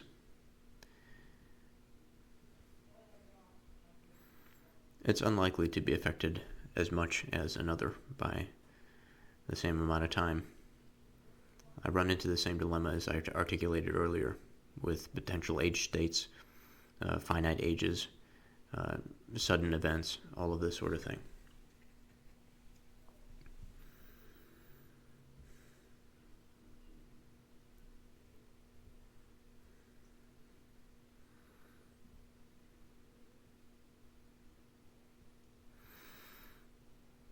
But just because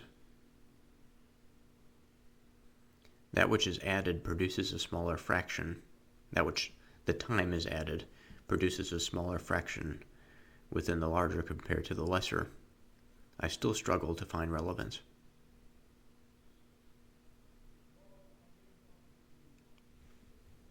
And that just because there's a smaller fraction, it doesn't necessarily mean that the thing itself is becoming younger.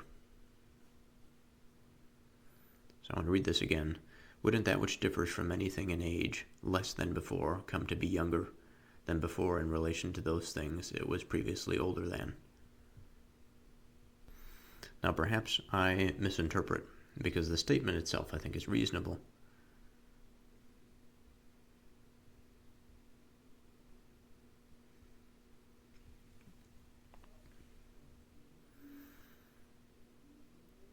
But it's an interesting question.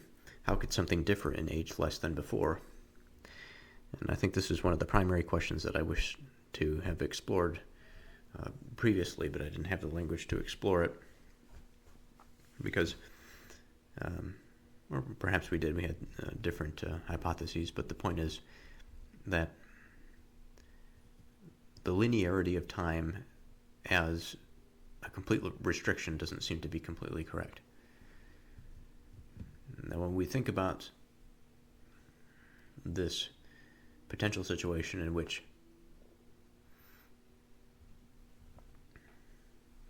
something differs in age less than it did before, I have to ask the question, what are the requirements by which this lessness occurs?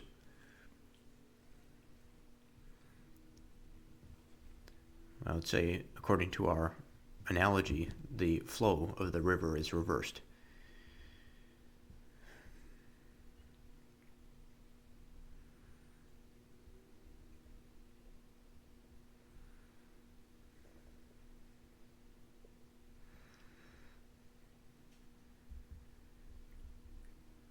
Or, if it doesn't follow such a steady track,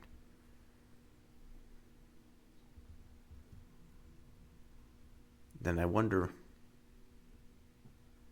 perhaps it is the riverbed that there is some alteration to.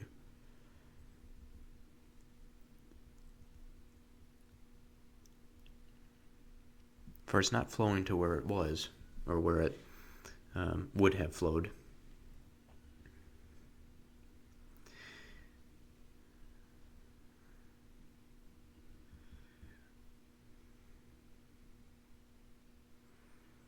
The riverbed has caused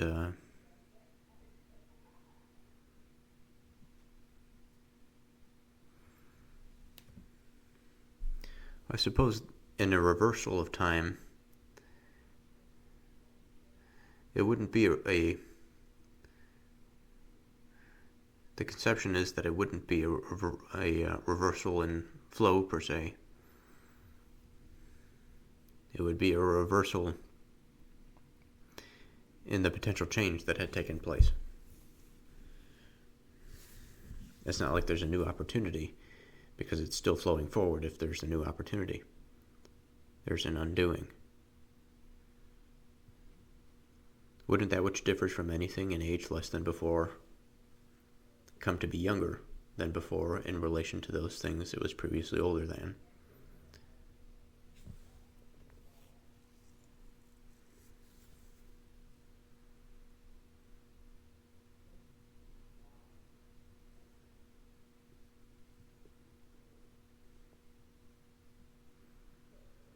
And if the one comes to be younger, don't those others, in turn, come to be older than before in relation to it?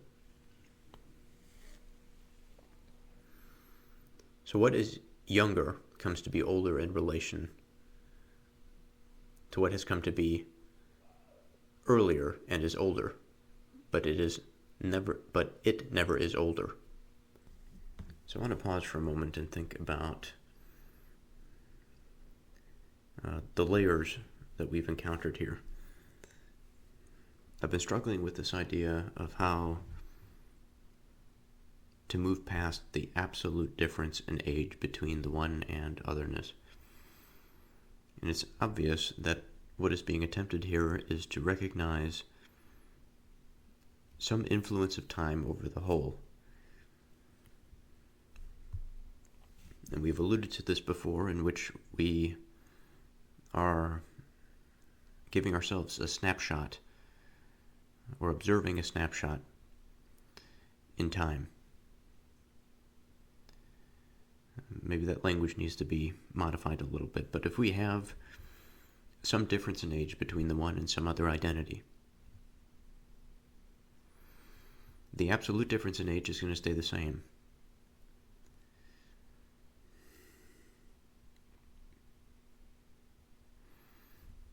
But proportionally,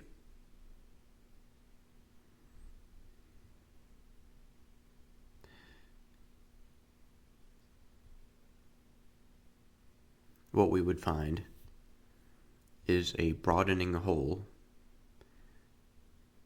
and a lessening of the significance of that difference, because it's a smaller fraction. Perhaps we can make that claim. This leads back into the discussion that we had about the true meaning of time and what the significance of this would be, given that there is potential wound up in this. There is change within that potential. There's a flow that exists within all identities that participate in time. And by that flow, they are subject to change, they're subject to interaction. As we've said many times, not just in this dialogue, but in many other things, that an identity cannot exist in a vacuum. It needs to be in a reality that is shared with other things, even if it's not directly approximating something else.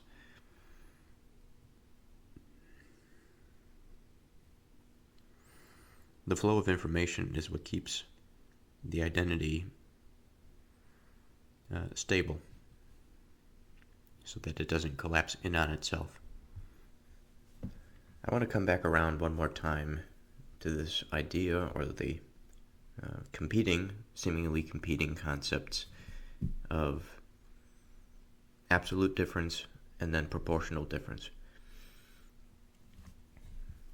In this issue that we've sort of been struggling over, trying to understand what Parmenides is getting at when using these, the fraction and the smaller fraction to explain something about time, it can be a difficult thing to comprehend and to understand, to make one's way through it without dismissing it. And just like with most things, I think that beauty can be found almost anywhere. And while there are elements in their relations that are not true, we may find them, but there's a certain way in which the philosophical world can be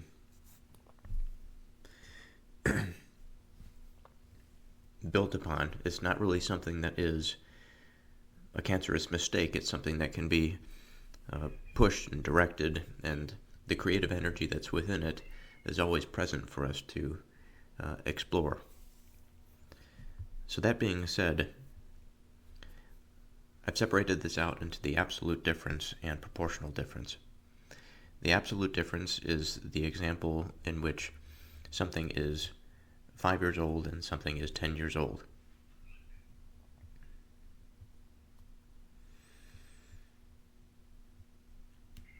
So the difference between something that is 5 years old and something that is 10 years old is 5 years. And it's within these 5 years that we have the absolute difference between them. In some sense, it doesn't really matter. I have to be careful with what I say here. In some sense, in this view alone, it doesn't really matter the other aspects of time. It's just the distance between these two. It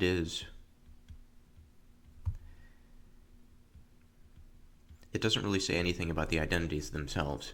It just says how far the two identities are by a fixed measure. And again, our fixed measure, if we're using years, is time it takes for the Earth to revolve around the sun. But also keeping in mind that our other explanation of time doesn't give the meaning definition. It only gives this sort of structured, measured definition, which is also important, but the meaning definition also has to be related to that. And while I can't exactly remember the language that we use to describe the meaning of time, but we've been floating around a few ideas in which time is a field of possibility. There is the marriage between time and motion. We're not really sure if it's a part of time or if it's just like a strong marriage between two identities. But these things float together in the sense that time gives motion a place to go. And because we have this place to go, there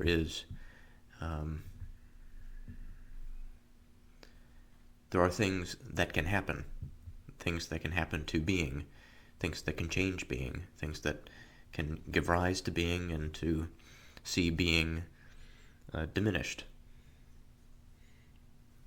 or to be changed again into something new.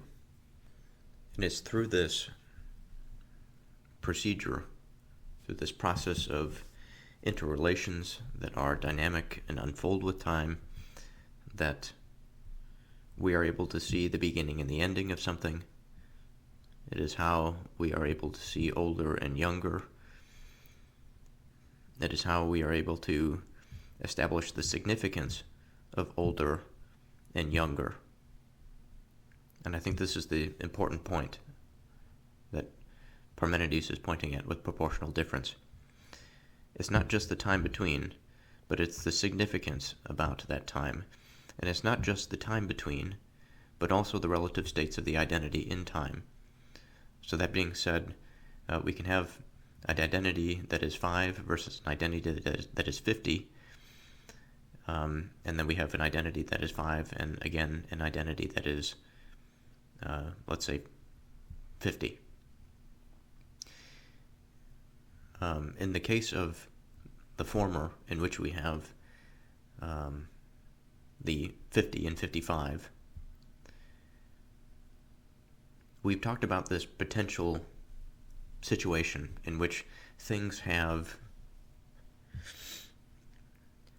a particular experience or a particular affordance based on how old they are.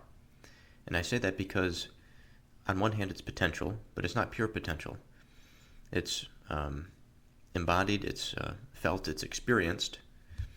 It's experienced change and stability or perhaps transformation.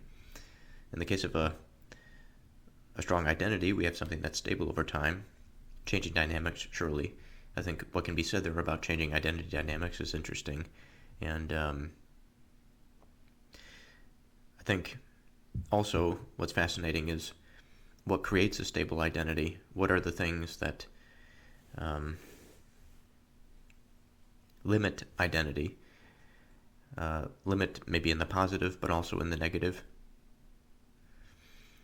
All of these mechanics, I think, are fascinating, but we think of these things when we think about something that has had more of that time or potential of experience by which interactions and the exchange of information takes place, by its partner of motion, which keeps things flowing and articulation possible. Again, going back to the statement not long ago about that which is essential for identity to be, again, namely that it has to be something that is articulate, that it participates in this field of oneness and being, that it has parts, and that it itself is born of those relations, and on it goes.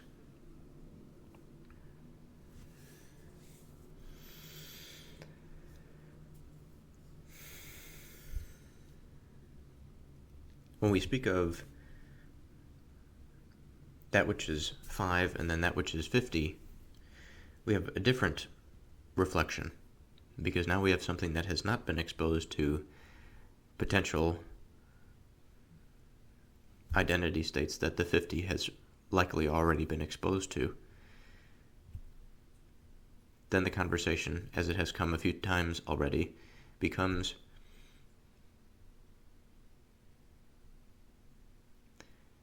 different types of experiences that are afforded within the time that the identity has existed.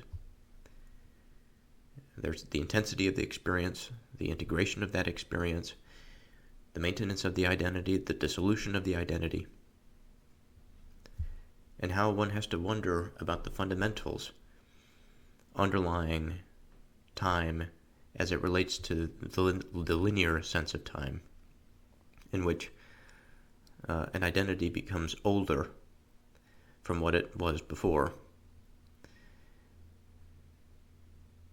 And older not just in the sense of potential, but also in the sense of experience and interaction. And perhaps this is a third component that we have yet to explore. Because, again, the proportional difference is telling us about the significance of that time difference, of the absolute time difference.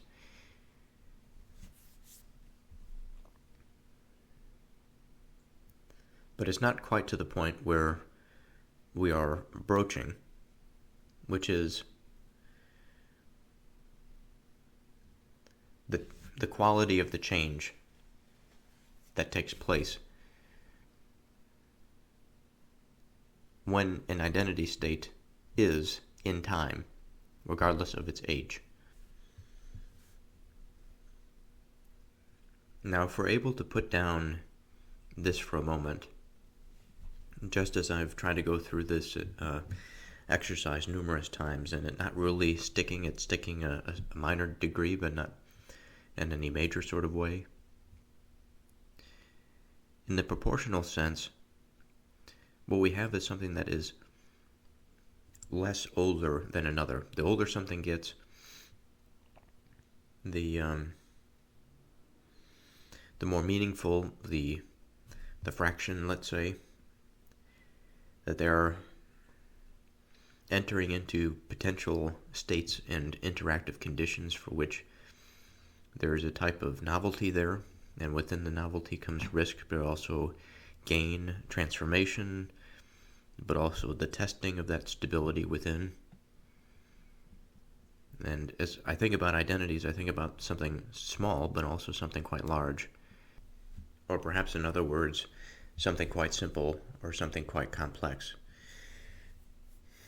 Something as simple as this or that, here and there,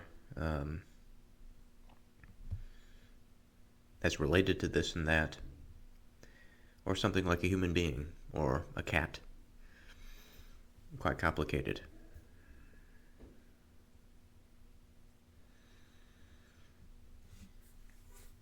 In both cases, we find the relevance or the application of what we have mentioned here.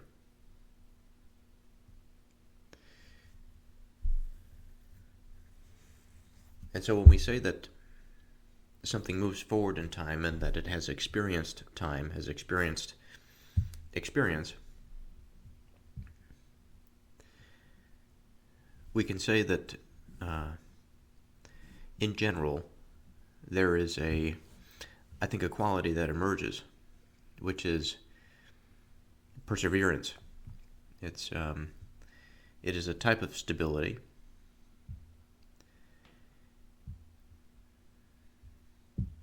These questions on the nature of birth and death keep coming into my mind because, especially when we think about our identities, the human experience, it's experienced in one lifespan. We know that there's no going beyond it, no matter how much we wish that we can extend the exact identity condition that we find ourselves in, the now. And there are all these thoughts and notions on the soul and the spirit and how it moves past the body.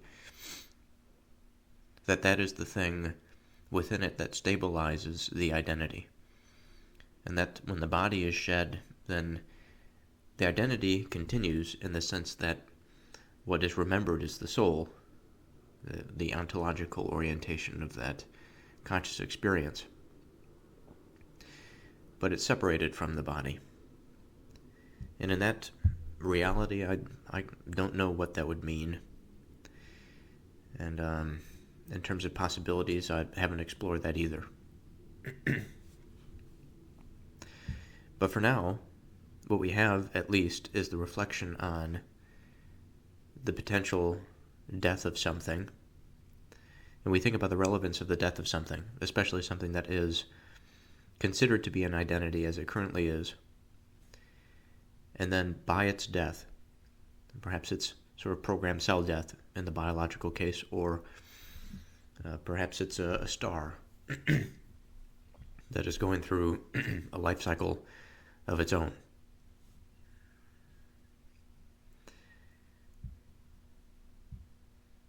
The finitude, I think within the finitude there is something that stands out to me, because within the proportional sense of time, what we have is, again, the relative significance of that difference, not just the difference itself, not just the absolute difference itself.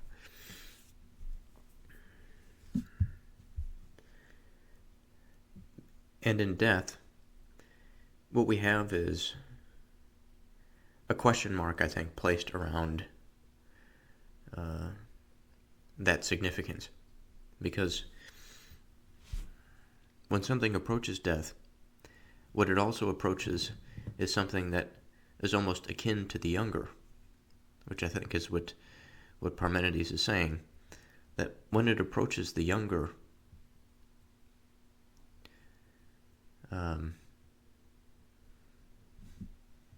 it also sort of approaches birth in a way, or when it approaches death, it approaches birth in a way. That's why it becomes the younger.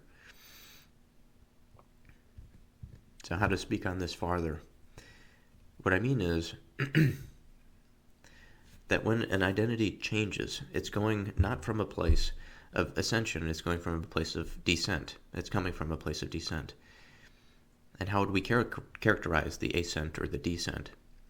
Well, I think the ascent would be characterized by stabilizing components, stabilizing parts, such that interactions are less likely to move them outside of that fundamental orientation.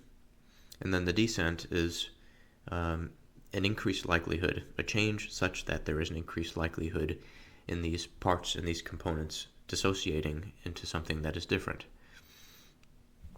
And again, keeping the soul and spirit thing in mind about persistent states that may exist while more superficial layers are shed away, transformed, and changed into something different. And it's a very delicate thing, this identity, and where we choose to put our attention within the expression of that change, I think it's important and also interesting to reflect on, because there are many layers, I would imagine, depending on what we choose to consider. Now I'm going to end this episode here and continue next time with part 19 of Parmenides.